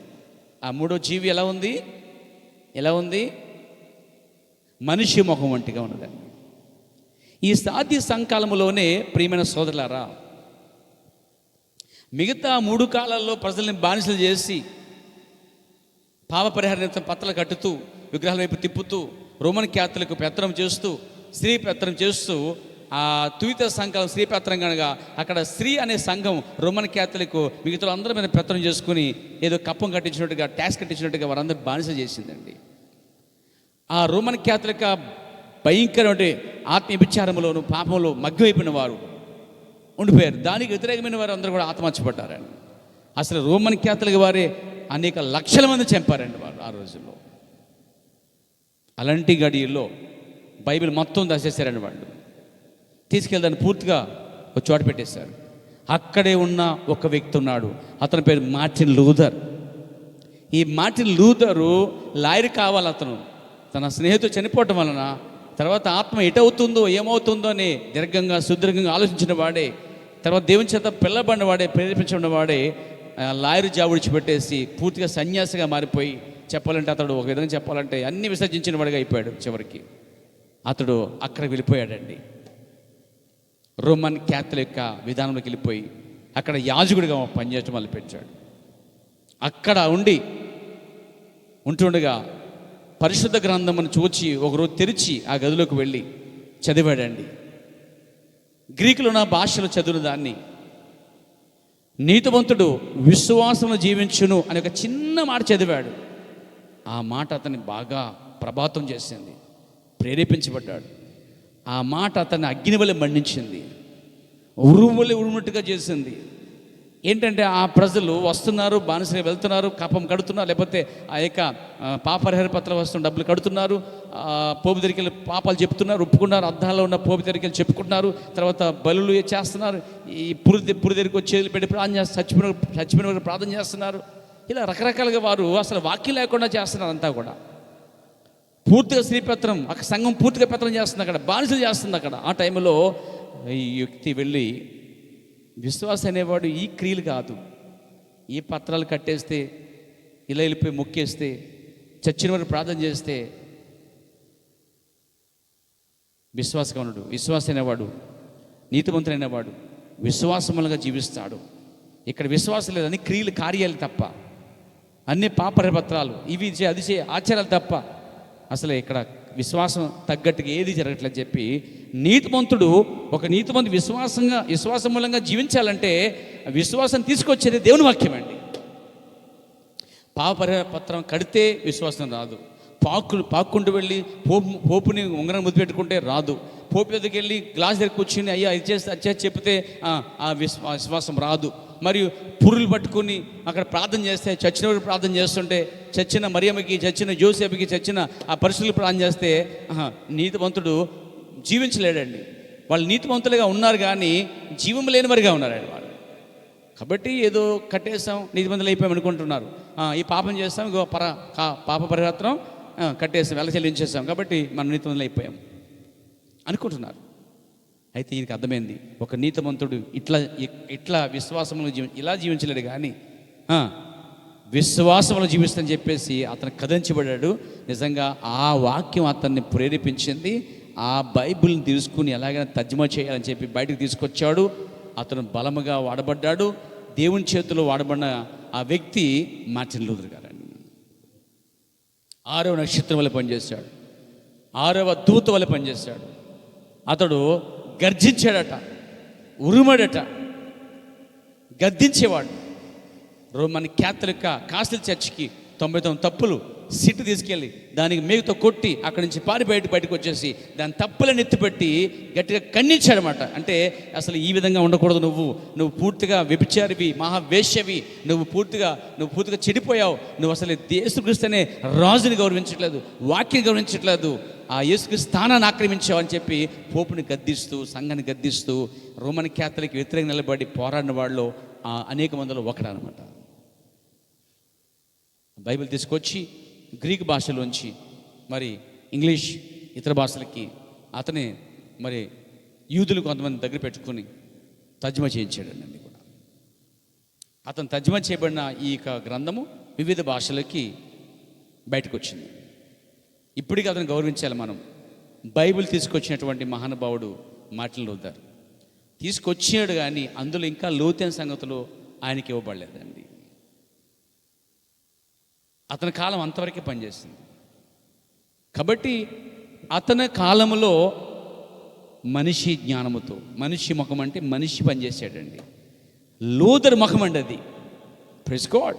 ఈ 4వ జీవి మనిషి ఆత్మల పనిచేస్తుంది. బలముగా వెళ్ళి తెలుగుగా అది బయట తీసుకురావటం తర్వాత బట్టబయలు చేయటం, అక్కడ సాధ్య సంకాలంలో జనులకి వాక్యం అందించడం మనకు కనిపించింది. అంత మాత్రం కాదు, సాధ్య సంకాలంలో పనిచేసినటువంటి ఆ యొక్క 3వ ఆత్మ ఏంటండి, మనిషి ముఖం వంటి యొక్క జీవి, మనిషి ముఖం వంటి జీవి ఆత్మ అలా పనిచేస్తుందండి. ఈ ఆత్మ పరిశుద్ధ ఆత్మ. ఒకప్పుడు పరిశుద్ధాత్మ సింహలా పనిచేస్తుంది. అదే పరిశుద్ధాత్మ 3 కాలాల్లో ఎద్దు వలె పనిచేస్తుంది. ఇప్పుడు 5వ సంకాలము మరియు 5వ సంకాలం మరియు 6వ సంకాలం అంటే సార్దిస్ మరియు ఫిలదెల్ఫియా, ఈ 2 కాలాలు కూడా పరిశుద్ధాత్మ 3వ జీవి మనిషి ముఖం వంటి జీవి కనిపించింది. ఇంకా మన మిగిలింది ఇంకొక జీవి, మన మిగిలింది కూడా ఇంకొక సంఘకాలం. మనం చెప్పుకున్నామంటే 7 సంఘకాలాల్లో 4 జీవులు ఎట్లా పనిచేస్తాయంటే 7 సంఘకాలాల్లో పరిశుద్ధాత్మ 4 రీతులుగా పనిచేసిందండి. Praise God. నాతో ఉన్నారు మీరు? ముగింపుకి వస్తున్నాను. ఈ లౌకిక సంఘకాలంలో జనులు చాలా తెలివైనవాడు, మహా గొప్ప జ్ఞానం, చెప్పాలంటే టెక్నాలజీ పెరిగిపోయినటువంటి కాలం. ఇన్స్ట్రుమెంట్స్ లేకపోతే పరికరాలు, అబ్బో ఒకటి కాదు, చాలా అతి వేగవంతముగా ముందుకు దూసుకుపోతున్నటువంటి సివిలైజేషన్, భయంకరమైన కాలం ఇది. మనుషులు చిన్నలు పెద్దలు చాలా తెలివి ముదిరిపోయినటువంటి సమయం అండి ఇది. ఒక ఇంటిమంటారు మీకు చెప్పరా? నేను ఒక ఫోన్ మనం తీసుకుని ఏది నొక్కాలో మనకు తెలియదు. అదే బుడ్డగడిగితే ఆ బుడదనకెత్తే డాడీ ఇక్కడ ఉంది ఆప్షన్ అంటుంది, ఇదిగో డాడీ ఇక్కడ ఆప్షన్ ఉందని చెప్తాడు. ఆ బుడ్డగాడు ఆ బుడ్డది మనకు అది దొరకవు, మనం బుర్రపిక్కుంటాం. వాళ్ళు పెద్దవాళ్ళు అయ్యేసరికి తర్వాత వచ్చే తరం వాళ్ళు మించిపోద్ది. అర్థమంది మీకు చెప్పింది? ఇప్పుడు మనం కలిగిన దానికి ముందున్న వారికి ఈ ఫోను, ఇవి కార్యాలు, ఈ వాట్సాప్ లేకపోతే సోషల్ మీడియాలు తెలియవు. వాళ్ళని అడగండి. మీ అమ్మ మా అమ్మలాంటి తాతలని ముత్తాతలు అడగండి, నీకు వాట్సాప్ తెలుసా? వాట్సాప్ అంటే ఏంటే అంటారండి. అది తెలుసా వాళ్ళకి? ఫోన్ వాళ్ళకి ఇచ్చాడని ఫోను వాళ్ళు ఈమెయిల్ ఓపెన్ చేసి లేకపోతే ఆ చేసి ఇచ్చేసి, అంటే వాళ్ళు చదువుకున్నారు ఆ రోజుల్లో, అయినా వారికి ఇది అందలేదండి. వాళ్ళు జీవించే కాలం వేరు, నాలెడ్జ్ వేరు. ఇప్పుడు జీవించే కాలం వేరు, నాలెడ్జ్ వేరు. ఇది ఎలా పెరిగిపోతుంది తప్ప తిరగట్లేదండి. కాబట్టి ఉదాహరణ ఇంటిస్తాను. చిన్న ఇంటి ఏంటంటే ఇదిగో ఈ మొబైలే చిన్న ఉదాహరణ. దాన్ని వాళ్ళు కెలికేసి రాత్రి పగల దాన్ని పెట్టి ఎక్కడెక్కడ ఉన్నాయి మొత్తం కెలికేస్తారు. మనకి వెళ్తామా చూడం, తెలియదు మనకి. అంటే అర్థం ఏంటి, అక్కడ పెరిగిందనమాట డెవలప్మెంట్, అత్యధికంగా పెరిగింది. జ్ఞానం ఏంటి, ఒక జ్ఞానమే కాదు, చదువు సిలబస్ కూడా పెరిగిపోయింది. ఈరోజు సిలబస్ పెరిగింది, జ్ఞానం పెరిగింది, దాంతోపాటు ధనం పెరిగింది, జీతాలు కూడా పెరిగాయి, ల్యాండ్ల రేట్లు పెరిగాయి, బిల్డింగ్లు పెరిగాయి, ఆస్తి పెరిగింది, పేరు పెరిగింది, ప్రతిష్టలు వచ్చాయి, పరువులు వచ్చాయి, అబ్బబ్బో సంబంధం లేని అన్నీ మొత్తం పెరిగిపోయినాయి. అంటే ఇదేంటి తెలుసా, అధికముగా విస్తరించబడుతున్న కాలమే లౌకిక సంఘ కాలమే. అన్నిటిలో అన్ని రంగాలు కూడా విస్తారంగా ముదిరిపోయిన బెండకాయ చూడండి, అలాగా అన్నిట్లో ముదిరిపోయిన మాట్లాడాడు. మనం ఈ రోజులు ఎవరికి వస్తామని చెప్పలేమండి. ఒక మాట అంటే 10 మాటలు అంటారు. మనం నువ్వు ఒకటి రంజుడు కావాలంటే ఎవరన్నా ఒకటి కాదు 10 చెప్తారు నీకు. నువ్వు 10 చెప్తే వాళ్ళు 20 చెప్తారు. ఇది కాలం ఏంటంటే ఏదో తాంతనేవాడు తలంతనేవాడు అంటారు చూడాలిగా. తాంతనేవాడు ఒకడంట, తలంతనేవాడు ఒకడంట, అలాగా ఒకటి మించి ఒకడండి. ఇలా అది ఈ కాలంలో మళ్ళీ సంఘాల పోటీ, సేవ పోటీ. వాడు పెద్ద సంఘం కట్టాడా, ఇంత పొడుగు ఎంత ఎడల్పు, అంతకంటే పెద్ద కట్టాలంటాడు ఒకడు. జనాన్ని పట్టించుకోరండి, పోటీ అన్నమాట. జనం ఎంతమంది ఉన్నారు అనవసరం, అంత పొడుగు ఎంత ఎడప, వాడి సంఘం ఎడల్పు ఎంత ఉందా, పొడవు ఎంత ఉందా, ఇన్ని ఫ్యాన్లు ఉన్నాయా, ఇన్ని ఏసీలు ఉన్నాయా, అయితే మనం దాన్ని మించి ఉండాలి, మనకేం తక్కువే ఉండాలి అని చెప్పి 4 ఏసీలు 8 ఎత్తాడు. ఏసీ పాలరేది దాన్ని మించిన మ్యాట్ ఎత్తాడు. దాని వెడల్పు అంటే వాడి మీద ఎక్కివే ఒక మెట్టు ఎక్కువ ఉండాలనే ఒక ఈగో అన్నమాట. ఇది సంఘాలు కట్టడంలో కూడా ఈగో. సేవ, ఆ సంఘంలో ఎంతమంది ఉన్నారు? ఒక 50 మంది ఉంటారా? మన సంఘంలో 100 మంది ఉన్నారు అని చెప్పుకోండి. ఎంతమంది ఉన్నారు సంఘాన్ని అడిగితే వాడు నామోషి అడిగి మళ్ళా తక్కువ చెప్పాడు, సంఖ్య ఎక్కువ చెప్తాడు. అంటే పోటీ అనమాట. సంఘంలో 300 మంది ఉన్నారా, అయితే మనం 3+3 600 మంది సంపాదించారు. ఈ సంఘంలో 1000 మంది ఉన్నారా, నా సంఘంలో 2000 మంది సంపాదించారు. ఇలా డెవలప్మెంటే ఆలోచిస్తారండి. అంటే ఎలాంటి ఆత్మ అంటే ఇది చాలా తెలివితేటలకు ఉన్నటువంటి ఆత్మ అనమాట. దాంతోపాటు ఇంకోటి ఉందండో, గర్వం అనే ఆత్మ పనిచేసే కాలం కూడా ఇదేనండి. ఈ లౌకిక సంకాలంలో ఉన్న గర్వము మరి ఏ కాలంలో లేదండి. అందుకే చూడండి, లౌకిక సంకాలంలో వార్నింగ్ ఇస్తున్నాడు దేవుడు అక్కడ. 17 వచ్చిన, నీవు దుర్భాగ్యుడు, దిక్కుమాలవాడు, దరిద్రుడిపై గుడ్డివాడును, దిగంబడిపై ఉన్నావని ఇరుగక, నేను ధనవంతుడను, ధనవృద్ధి చేసి ఉన్నాను, నాకేమీ కొదులేదని చెప్పుకొనుచున్నావు. అంటే ఇక్కడ లౌకిక సంకాలంలో నేను బాగా పేరున్నవాడిని, నాకు పరువు ఉంది, నాకు పేరు ఉంది, నాకు బలం ఉంది. చూడండి, రాజకీయ బలం కూడా ఉందండి ఈ రోజుల్లో. ఎవడన్నా ఏమంటే ఎంటే మెసేజ్ రాజకీయ బలం ఏంటండి? ఎంటేఎంఎస్ పాస్టర్స్కి రాజకీయ బలం ఏంటి? విశ్వాసులకి రాజకీయ బలం, రాజకీయ సంబంధం ఏంటి అసలు నీకు? మాట్లాడితే ఎమ్మెల్యే, మాట్లాడితే ఎంపీటీసీ, మాట్లాడితే ముఖ్యమంత్రి, లేకపోతే వాళ్ళది వీళ్ళు తెలుసు. ఒక సేవకుడు, ఒక విశ్వాసి రాజకీయాలతో, వ్యక్తులతో సంబంధం ఏంటి అసలే? నాకు ప్రవక్త నేర్పిన విధానంలో చూస్తే ప్రవక్త ఎన్నడూ కూడా అమెరికా యొక్క రాజకీయాల్లో జోక్యం చేసుకోలేదు. ఇంకా వాళ్ళ కోసం ప్రార్థన చేశాడు తప్ప, వాళ్ళ కోసం మంచి అయితే మంచి, చెడ్డ చెప్పాడు తప్ప ఇప్పుడు రాజకీయాల్లోకి వెళ్ళి వాళ్ళ దగ్గర కూర్చొని వాళ్ళ సపోర్ట్ ఎన్నడూ కూడా, అమెరికా ప్రెసిడెంట్ సపోర్ట్ కానీ, మిగతా డెమోక్రట్ లేకపోతే ఉన్నటువంటి పార్టీల యొక్క సపోర్ట్ కానీ ఎన్నడూ ప్రవక్త స్వీకరించలేదు. అసలు వాడు జోలికే పడలేదు. ఆయన ప్రపంచమే వేరు. ఈరోజు మెసేజ్లోనూ సంఘ శాఖలోనూ నాకు ఎంపీడీ తెలుసు, ఎమ్మెల్యే తెలుసు, నాకు వాడు తెలుసు, వీడు తెలుసు, లేకపోతే నాకు ఎమ్మెల్యే సెక్రటరీ తెలుసు, మన చేతుల్లో ఉన్నాడు, ఏం చెప్తే వాడింటాడు అంటే వాళ్ళని వాడుకుంటున్నావు.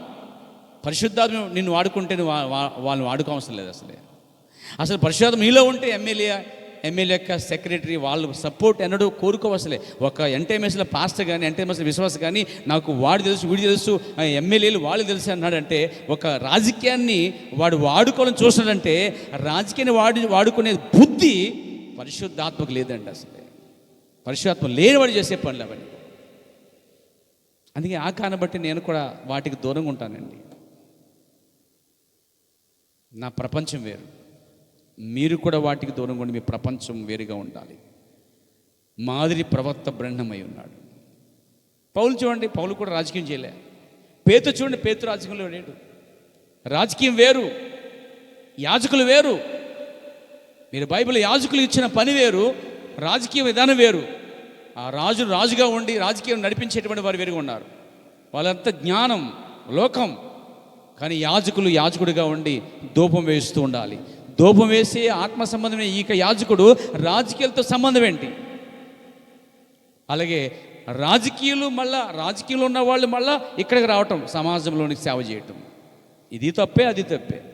యాజకుడు రాజకీయంగా ఉండకూడదు, ఆ రాజకీయము యాజకత్వంలో రాకూడదు. రెండింటికి సంబంధం లేదు. రెండు వేరు వేరు పనులు, వేరు వేరు ప్రపంచాలు. మీరు బైబిల్లో చూడగలుగుతాం.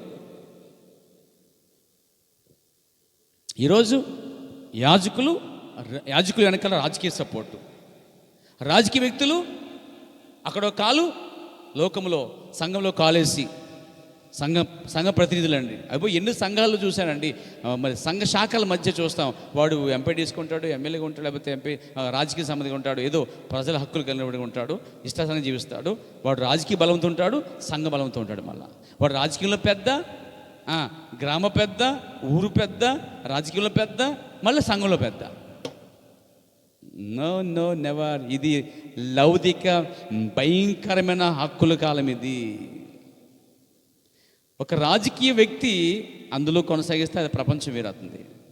అతను అందులో కొనసాగుతూ మళ్ళా సంఘాల్లో కూడా కొనసాగించేటువంటి సంఘ శాఖలో ఇదిగో నా తల మించిపోయి ఉంటుంది అంతమంది చూశాను నేను. చాలామంది ఉన్నారు. వాళ్ళు వార్డు కౌన్సిలర్ ఉంటారు, లేకపోతే రాజకీయం కలిగి ఉంటారు, లేకపోతే వాళ్ళు ఏదో పేరు కలిగి ఉంటారు, రాజకీయ బలం ఉంటుందన్నమాట. ఆ రాజకీయ బలాన్ని తీసుకొచ్చి వారు సంఘానికి ఉపయోగిస్తారండి. అంటే దేవుడు నీ రాజు, నీ గొప్ప దేవుడు అంత బలహీనుడా, చేతకానుడు అతడు? ఆయన భూలోకానికే మహా గొప్ప రాజే ఉన్నాడు. ఆయనకి నువ్వేంటి ఇచ్చేది సపోర్టు? రాజకీయ సపోర్టు. ఆయనే రాజ్యాలు పరిపాలించేవాడు, రాజ్యాలు జయించినవాడు, ఆయనే ఒక మెస్సియా రాజ్యాన్ని స్థాపించేవాడు, నీతి రాజ్యం స్థాపించి ఆయన రారాజుగా ఉండే కాలం రాబోతుందండి. అలాంటి ఆయన్ని తక్కువ చేస్తున్నావు నువ్వు, సిగ్గుకరంగా ఉంది నాకు. కాబట్టి ఆత్మ సంబంధమైన సంఘాలలో రాజకీయ సంబంధమైన ఆత్మ పని చేయకూడదు. ఇక్కడ ఆత్మ సంబంధమైన రాజ్యము, రాజకీయ రాజ్యం రెండు కలిసిపోతున్నాయి కాలాల పేర. అందుకే ప్రవక్త, మీరు చూసారు, చెప్పాను కదా ఒక మాట మీకు నేను, ఈ పెర్గమా సంకాలములో రాజకీయము మతము ఏకమైపోయింది అన్నాడండి.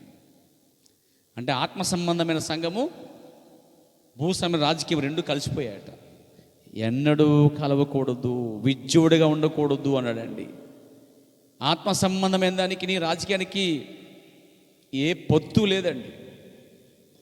అలా ప్రయత్నం చేసిన వాళ్ళందరూ కూడా హతమార్చబడ్డారండి. కాబట్టి ఆత్మ సంబంధమైన దాన్ని మరి రాజకీయంగా మారిస్తే దేవుడు ఊరుకోడండి. ఈరోజు సంఘాల్లో, సంఘ శాఖలో గొప్ప రాజకీయం నడుస్తుంది.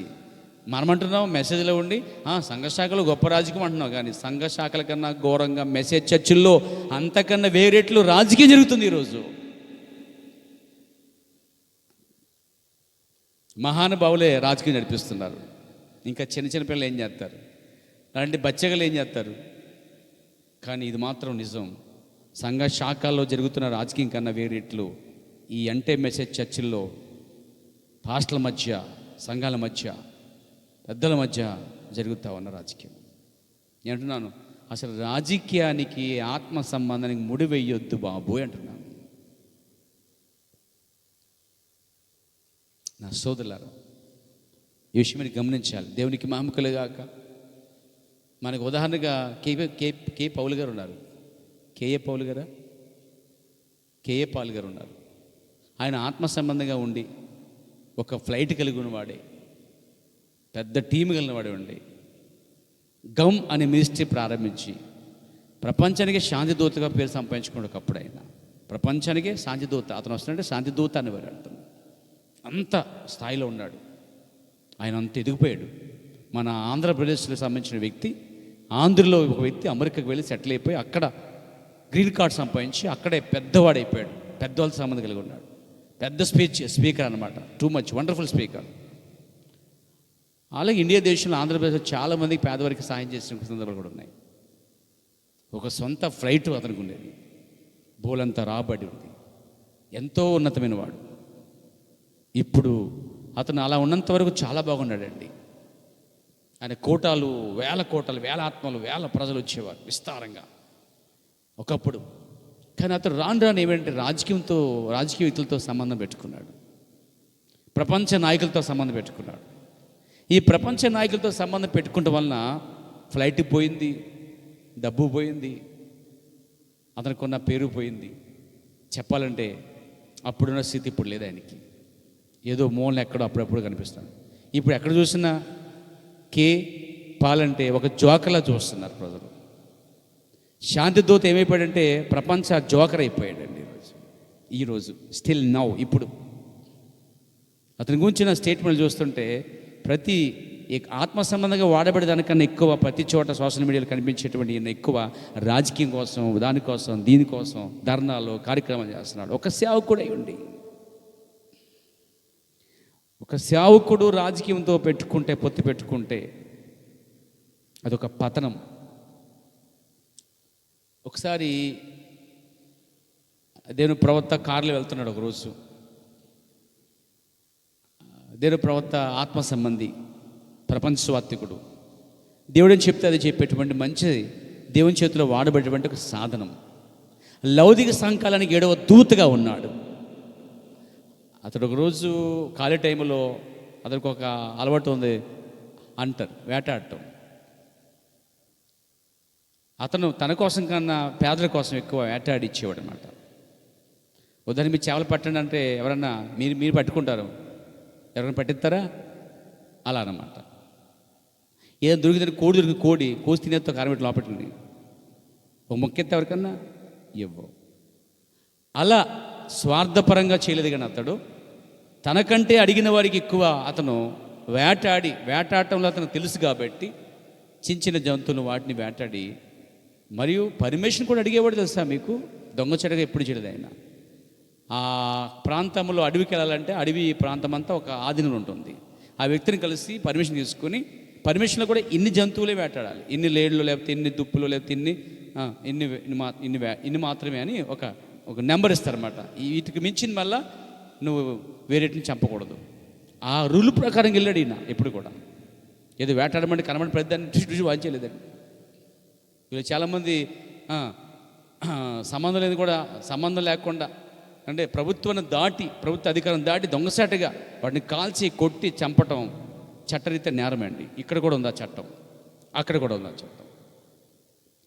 మీకు తెలుసా, ఓ జింకని చంపినందుకు ఒక వ్యక్తి కొన్నేళ్లగా కోర్టు చుట్టూ తిరిగాడండి. చెప్పుకోవడానికి బోలు ఉంటాయి మనకి. కానీ నా సోదరులారా, వన్యజీవులు వేటాడటం అనేది ఒక భయంకర పరిస్థితి ఇక్కడ. కానీ అక్కడ వేటాట కూడా పరిమితి ఉంది. అలాగే వెళ్ళాడైనా. ఒక రోజున ఒక పెద్ద అడవికి వెళ్ళాలి. అక్కడ ఆ అడవికి ఎవరి ఆధ్వర్యంలో ఉందో ఆ దగ్గరికి వెళ్ళాడు. ఆ వ్యక్తి రాజకీయ సంబంధి.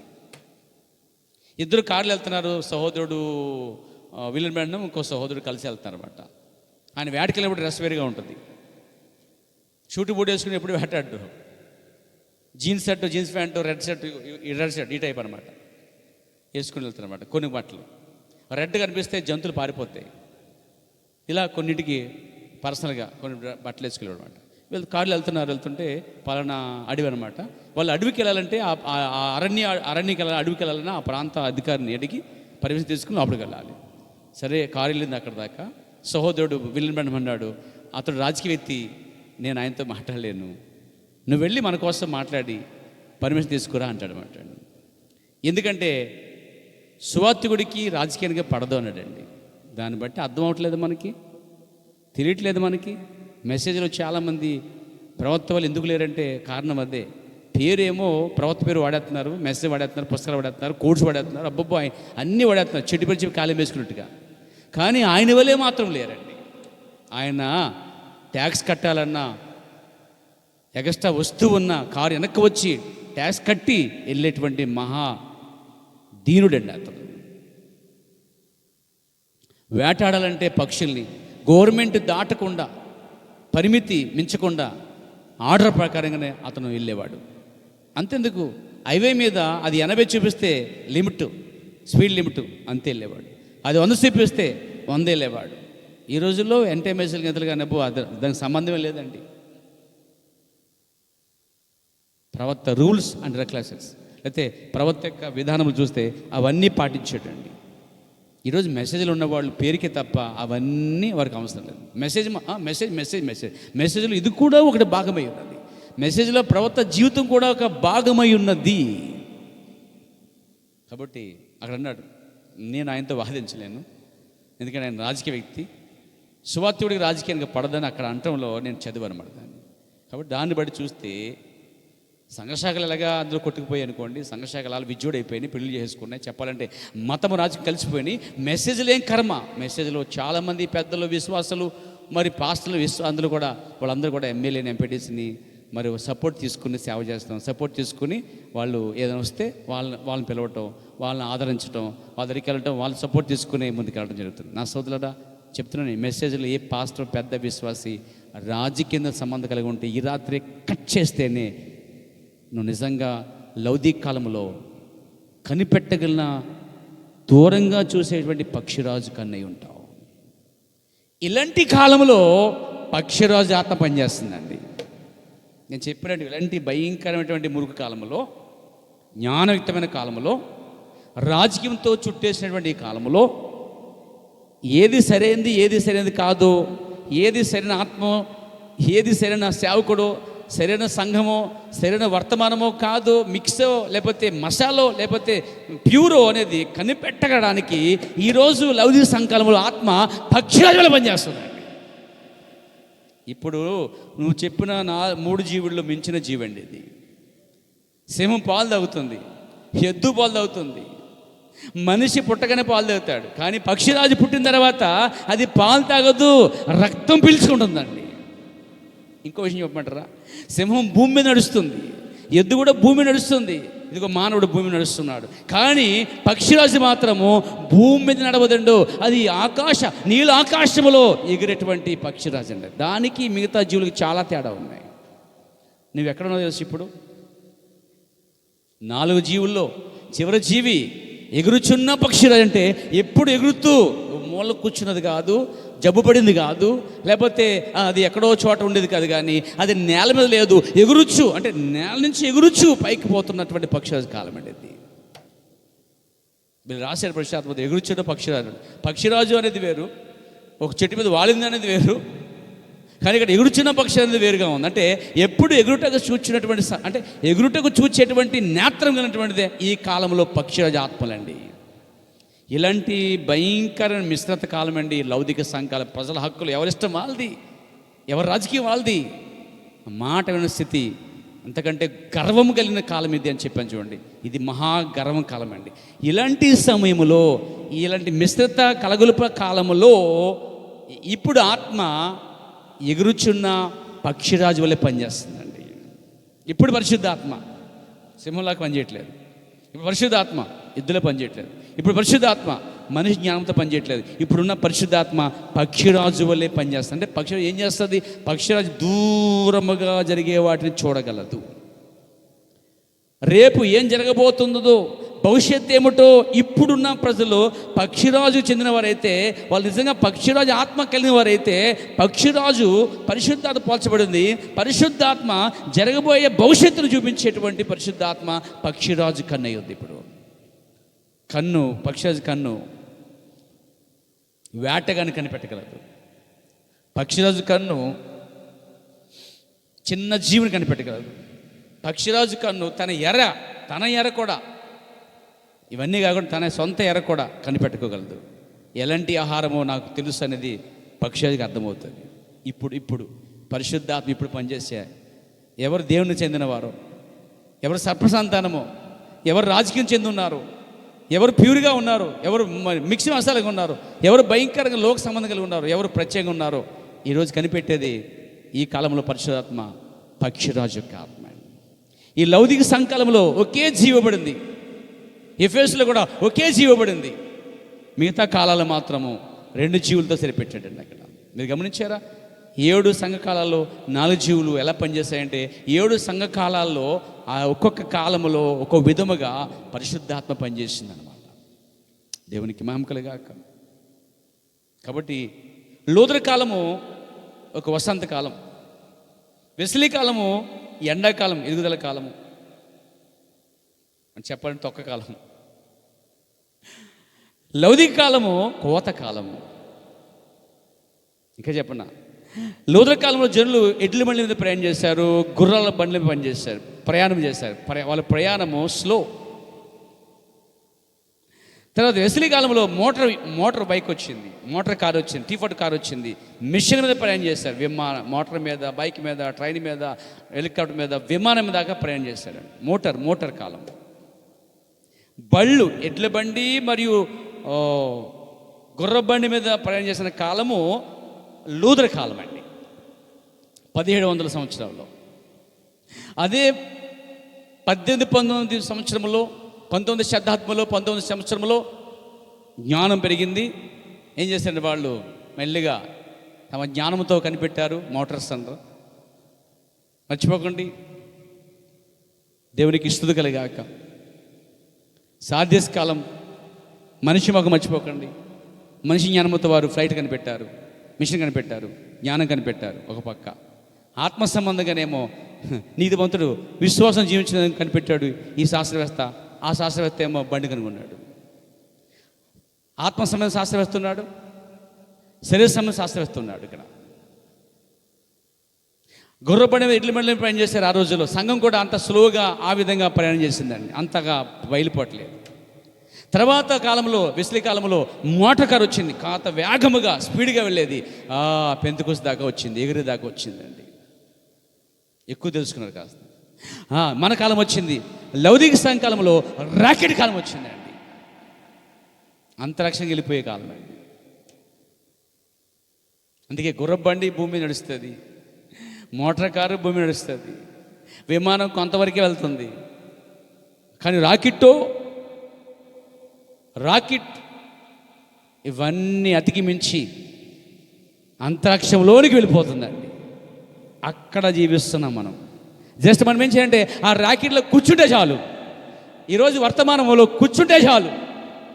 అది కూర్చోడం కాదు, ఏం చెప్తుందో ఆ ప్రకారం చేసుకుంటూ పోతాం. ఇంకా రాజకీయం పెట్టొద్దు దాంట్లో, బుద్ధి జ్ఞానం పెట్టొద్దు అసలు, నీ స్వబుద్ధిని ఆధారం చేసుకోవద్దు అసలు.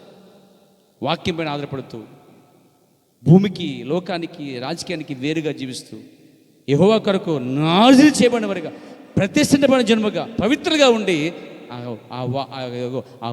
రాకెట్లో కూర్చుంటే చాలండి. మెసేజ్లో అదే తీసుకెళ్తాడు. నువ్వు జస్ట్ వెళ్ళి రాకెట్లో కూర్చుంటే నీ పని. బెల్ట్ పెట్టుకోండి, నువ్వు పిలుచుకో అంతే, కూర్చో. నీకు ఇవ్వబడిన ఆహారం తిని కూర్చో అంతే, ఇంకేం చేయక అసలు, కూర్చో అంతే. బెల్ట్ మీద పెట్టుకో, మాట విను అంతే. నువ్వు చేయాల్సింది నీకు ఇచ్చిన ఆహారం తింటా ఉండు. మళ్ళీ తిరిగి వచ్చేదాకా, అంటే ఆకలి, మరి పైకి ఆకలి ఫస్ట్, నీకు ఇంకా ఆకలి లేని ఆహారం ఇస్తారు అక్కడ. ఫస్ట్ బోల్ ఆహారం ఎంత తినక్కలేదు అక్కడ. సరైన వాక్యం లోపల పడి సరిపోద్ది, జీవిస్తగలం. కూర్చుండమే, కూర్చునిగా ఎగురుద్ది పైకి. కూర్చున్నా బెల్టెట్కి పోతే జారిపడిపోతాం అన్నమాట. కూర్చున్నా నీకు ఆహారం ఇస్తే కూడలు రాకుండా, వాక్యం వినకుండా, ప్రార్థన రాకుండా బతికేద్దాం అనుకో, చచ్చిపోతావు వెళ్ళేసరికి, అక్కడికి వెళ్ళేసరికి. నేను చెప్పేవి మీకు అర్థమవుతున్నాయని నాకు అర్థమవుతుంది. దేవుని నమ్మకం కాక అంతే కదా మరి. సో స్టడీ కరెక్ట్గా ఉండాలి, నీకు ఇచ్చిన స్థానంలో కూర్చుండాలి, చక్కగా ఫిట్ చేసుకో, దాన్ని కరెక్ట్గా సరిపోవాలి. నువ్వు ఆ బెల్ట్ టైట్ చేసుకో, నీకు ఇచ్చిన ఆహారం తింటూ ఉండు, బ్రతుకుతావు, స్థిరంగా ఉంటావు, స్టెబిలిటీగా ఉంటావు, ఎగురుతావు. ఆత్మ సంబంధ సంఘంలో కూడా అలాగే ఉండాలి. ఈరోజు సంఘాలు మార్చే విశ్వాసులు, పాస్టర్లు మార్చే విశ్వాసులు స్థిరం లేని వీళ్ళు పైకి పోతారా? నాకు నమ్మకం లేదు. ఇలా స్థిరంగా లేనివాడు ఎవడో పైకి పోడండి. అలా పైకి పోతే ఇది అబద్ధబోధ అవుతుంది. ఇటువాడు తిరిగేవాడట స్థిరం లేనివాడు అంటండి ప్రవక్త అంటున్నాడు. ఇలా సంఘాలు మార్చేవాడు, పాస్టర్లు మార్చేవాడు. ఏమండి, నేను ఒక ప్రశ్న అడుగుతాను. మీ నాన్న తాగిపోతూ విడిచిపెడతావా? మీ అమ్మ తిరిగిపోతూ తెలుసు ఆమె వ్యభిచారంలో ఉందని, విడిచిపెడతావా? నీ కొడుకు తాగుతున్నాడు, నీ కూతురు చెడిపోతుంది, అయినా నువ్వు విడిచిపెడతావా? కలిగి ఉండవా? ఎక్కడో తాగిపడిపోయాడు మీ భర్త, వీళ్ళు తీసి తెచ్చుకోలేవా? నీ భార్య సరిగా ఉండలేదు, మాటికి పుట్టిడికి పోతుంది, నువ్వు మాట తెచ్చుకోవట్లేదా? శరీర సంబంధంగా నీ బాంధవాన్ని చెడుగా ఉన్నా నువ్వు సంబంధం కలిగి ఉంటే, ఆత్మ సంబంధంగా అసలు చెడే లేకుండా ఊహించుకుని చెడిపోయి వెళ్ళిపోతుంటే అసలు అజ్ఞానమా జ్ఞానమా? హృదయం ఎలాంటి ఆత్మ కలిగి ఉన్నావు చూడు అసలే.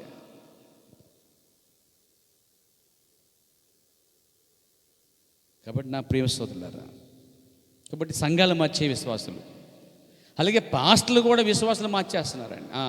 అంటే ఈ ఎవరు వస్తుంటే వాళ్ళు చేర్చుకోండి సంఘాలు. నాకు అది అసలు ఇష్టం లేదు, ఎందుకంటే నాకు జరిగిందని చెప్పట్లేదు, అసలు వాక్యానికి వర్తమానానికి 100% వ్యతిరేకమైన పని చేస్తున్నారు వాళ్ళు. దేవునికి మహిమ కలుగాక. కాబట్టి నా ప్రియ సోదరులారా, తప్పుపోయాడు కదా కుమార్తె కుమారుడు అంటే తిరిగి వస్తాడని చూస్తారు తండ్రి తల్లి, అందుకని పోతే పోయాడు అనుకోరుగా. ఒక సంకాపురు కూడా అలాగే ఉంటాడని ఎందుకు అర్థం అవ్వట్లేదు? నీ పిల్లలు తప్పిపోతుంటే నువ్వు ఎలా ఎదురు చూస్తావో, ఒక సంకాపురి పిల్లలు తప్పిపోతే సంకాపురి కూడా అలాగే ఎదురు చూస్తాడు. పిల్లలు తప్పిపోయిన తర్వాత వాళ్ళు తప్పిపోయిన సంగతి తెలుసు కూడా ఇతరులు ఎవరో వాళ్ళ పిల్లలు కలుపుకున్నారంటే వాళ్ళు సరైన తల్లిదండ్రులు కారు. వాళ్ళు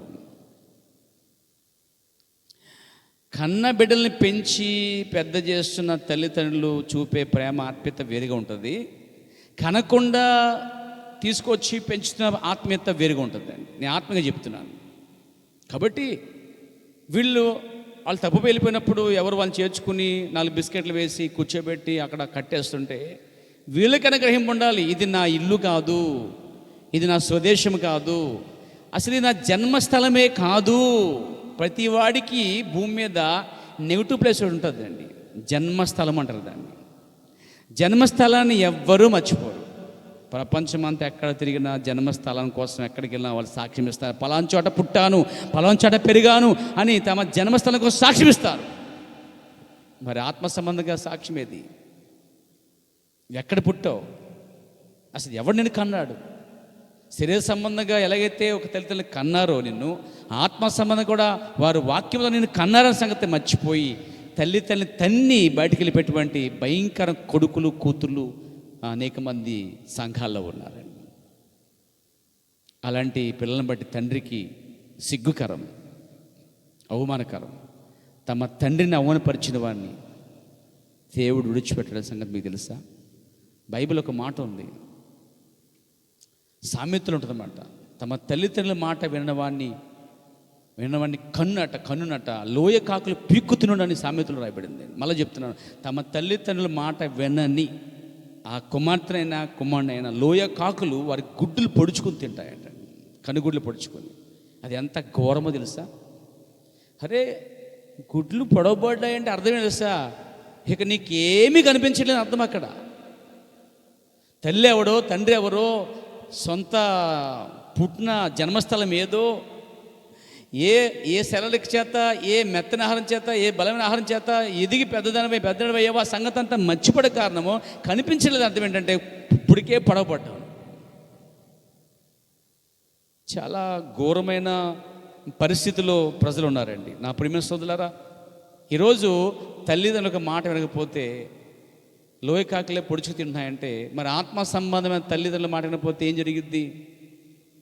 శరీర సంబంధంగా ఏదైతే జరిగిద్దో ఆత్మ సంబంధం కూడా అదే జరిగిద్ది అని అర్థం. అక్కడ శరీర సంబంధంగా తల్లిని చూసేవాడు ఆత్మ సంబంధంగా కూడా చూస్తాడు. శరీర సంబంధంగా భార్యను చూసేవాడు ఆత్మ సంబంధంగా భార్యను చూస్తాడు, సంఘాన్ని చూస్తాడు. శరీర సంబంధమైనటువంటి విధానంలోనే ఆత్మ సంబంధం దాచబడి ఉందండి. కాబట్టి నా ప్రేమ సోదరులారా, ఈ లౌకిక సంకాలంలో ప్రజలు గుడ్డివారు అనే మాట అర్థం చేసుకోండి. వారు దిగంబరులు అనే మాట గుర్తించండి. వారు గర్విష్ఠులు అని గుర్తించండి. ఇలాంటి సమయంలో కనిపెట్టేటువంటి ఆత్మ ఏంటి తెలుసా? ఎగురుచున్న పక్షిలా చేయి ఉన్నదండి. అందుకే వీళ్ళందరినీ ఆ ఆత్మలు నమ్మక, ప్రతి ఆత్మ దేవుందో లేదో కాదో పరిశోధన చేయండి అన్నాడు బైబిల్లో. ఈ కాల ప్రవక్త ఆత్మలు వివేచించుడి అని వర్తమానం బోధించాడండి. ఈ కాలంలో ఆత్మలను ఎవరిలో ఎలాంటి ఆత్మ ఉన్నదో వివేచించడానికి ఆత్మను వివేచించడానికి వర్తమానం చదవండి. అప్పుడు ఆ చదివితే మీకు జ్ఞాన హృదయం కలిగిద్ది, ఆత్మ సంబంధ జ్ఞానం పెరిగిద్ది. అప్పుడు మీరు ఎవరిలో ఎలాంటి ఆత్మ పనిచేస్తుందో కనిపెట్టగలరు. అపహాసం చేసే ఆత్మ, నవ్వించే ఆత్మ, కవ్వించే ఆత్మ, హింసించే ఆత్మ, శోధించే ఆత్మ, ఇలా కొన్ని రకాలు ఉంటాయి ఆత్మలు. లోబడిన ఆత్మ, నటించే ఆత్మ, వేషధార ఆత్మ, అవిశ్వాస ఆత్మ, ఇవన్నీ వస్తాయి నా సోదరులారా. అందుకే ఆయా ఆత్మలను నమ్మక దేవుని సంబంధమైనవో కావో మీరు పరీక్షించండి అన్నాడు బైబిల్లో. అందుకే మన ప్రవక్త ఈ కాలంలో పక్షిరాజు ఆత్మగలుడు కాబట్టి, పక్షిరాజు కాలంలో జన్మించాడు కాబట్టి ఈ కాలంలో ఆ మెలుకు ఇచ్చాడు. ఆయన ఆత్మలను వివేచించడానికి వర్తమానం ఇచ్చాడు. మీ దగ్గర ఉంటే ఆ పుస్తకం, లేకపోతే అడిగి తీసుకోండి, తీసుకెళ్ళండి, సంపాదించండి, ఆహారం సమకూర్చుకోండి, దాన్ని వెతకండి, ఆ పేజీలను చదవండి, పేరా పేరా పేరా మళ్ళా చదవండి. ఆత్మలు వివేచన అంటే అర్థమవుద్ది అక్కడ. అప్పుడు ఎవరితో ఎంతవరకు ఉండాలో మనకి పాఠం వస్తుంది, మనకు నేర్పిస్తుంది పరిశుద్ధాత్మ. ఆ నాయకుడు మనల్ని ఎవరితో సహాయం చేయాలో, ఎవరితో సహాయం చేయకూడదో నేర్పిస్తాడండి ఆయన. ఏది వ్యతిరేకంగా ఉన్నదో, ఏది విరుద్ధంగా ఉన్నదో, ఏది హానికరంగా ఉన్నదో కనిపెట్టగలిగినటువంటి ఆత్మదే పక్షిరాజ ఆత్మ. కాబట్టి నీలో ఆ పక్షిరాజ ఆత్మ ఉంటే కనిపెడతావు, నాలో ఉంటే కనిపెడతావు. మనలో ఉంటే ఆ పక్షిరాజు యొక్క ఆత్మ వివేచించి జాగ్రత్తగా దూరం నుంచే కార్యాలు చూస్తుంది, జాగ్రత్త పడుతుంది. అంతేకాదు పక్షిరాజు తాజా ఆహారం తింటుంది. అంతేకాదు పక్షిరాజు నీలాకాశం సంచరిస్తుంది. అంతేకాదు పక్షిరాజు రక్తం లేక మాంసం మాత్రమే తింటుంది. మరి పక్షిరాజు శరీరం అంతా ఆ ఈకలన్నీ ఊడిపోయిన తర్వాత, అది ముసలిదైన తర్వాత మరలది యవ్వనంగా మారిపోయే శక్తి, ఒక రూపాంతర శక్తి దానికి ఉందండి. అది అందుకే ఈ రోజుల్లో విశ్వాసుల్ని పక్షిరాజులను పెంచాడు. అంటే అందరూ కాదమ్మా పక్షిరాజు అంటే. కాకి పక్షిరాజు ఉండదు, పక్షిరాజే. దేవుని నామమున మహిమ కలుగాక. వింటున్నారా? కాకి ఒక నెమలికి పెట్టుకుంటే నెమలి అయిపోదు కాకి, ఈగ పెట్టుకుంటే.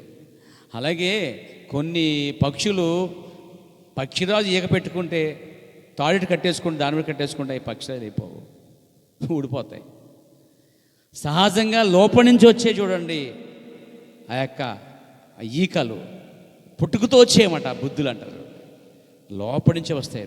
క్రీస్తులో జన్మిస్తే కరెక్ట్గా అవంతడయ్యే పుట్టుకొస్తాయండి. క్రీస్తులో సరిగా జన్మించకపోతేనే పైకి పక్షిరాజు ఈకలు, లోపడేమో పిచ్చిరాజు పనులు అలా ఉంటాయండి. కాబట్టి రాజకీయంతో సంబంధం కలిగి ఉన్నావా, లోకంతో సంబంధం కలిగి ఉన్నావా, పైకి పక్షిరాజు ఎంటే మెసేజ్ ఉలిరమణవత్వం అని చెప్తున్నావా, ఇదిగో పక్షిరాజు నేను కనపడుతుందండి. కాబట్టి ఈరోజు చివరి దినాల్లో ఈ లౌకిక సంఘాలను దేవుడు వాడుకునే ఆత్మ, పరిశుద్ధ ఆత్మ, ఆ 4వ జీవి ఎగురుచున్న పక్షిరాజు వల్లే పనిచేసింది. మనం చెప్పుకున్న 7 సంఘకాలాల్లో 4 జీవులు ఎలా పనిచేస్తాయి, అలాగే 7 సంఘకాలాల యొక్క అర్థాలు ఏంటో మనం చూస్తాం. దేవుడు మనం దీవించును గాక. మరి కొన్ని మనం తర్వాత వాళ్ళని చూద్దాం. దేవుడు మనం దీవించును గాక. God bless you all. Praise the lord. ప్రార్థన చేద్దాం. ఒక చిన్న ప్రార్థన. ప్రేమ నమ్మగల ప్రియ పరమ తండ్రి, పరిశుద్ధుడైన దేవా, ఈ రాత్రి ప్రభువా 7 సంఘకాలాల యొక్క అర్థాలు మేము చూసాం. ఎఫెసు నుండి లౌకిక వరకు అర్థాలు చూసాం ప్రభువా. అందుకు స్తోత్రములు. ప్రతి అర్థంతో కూడిన ప్రతిదాన్ని మేము విన్నాం. అదేవిధంగా కనిపిస్తుంది. అదేవిధంగా ప్రభువా 7 సంఘకాలాల్లో 4 జీవులు ఏ విధంగా ఎట్లా పనిచేస్తే మేము చూసాం ప్రభువా. మీరు అనుగ్రహించిన వాక్యం కొరకు స్తోత్రములు. ఈ చివరి దినాల్లో అయితే ఈ లౌకిక కాలం గర్విష్ఠ కాలం అని, ఇగో, గర్వం, అహంకారం, ధనం, తెలివితేటలు, ఈ భయంకర ప్రజల హక్కుల సమయంలో ఎగురుచున్న పక్షిరాజు యొక్క ఆత్మను నువ్వు విడిచిపెట్టావు ప్రభువా. ఆ పక్షిరాజు యొక్క ఆత్మ కలిగిన వారమై కింద పరిశోధిస్తూ పైకి చూస్తూ ఒక దినం ఎగిరిపోయే గొప్ప కృప అనుగ్రహించండి. యేసుక్రీస్తు నామములో ప్రార్థించుచున్నాను. ఆమేన్.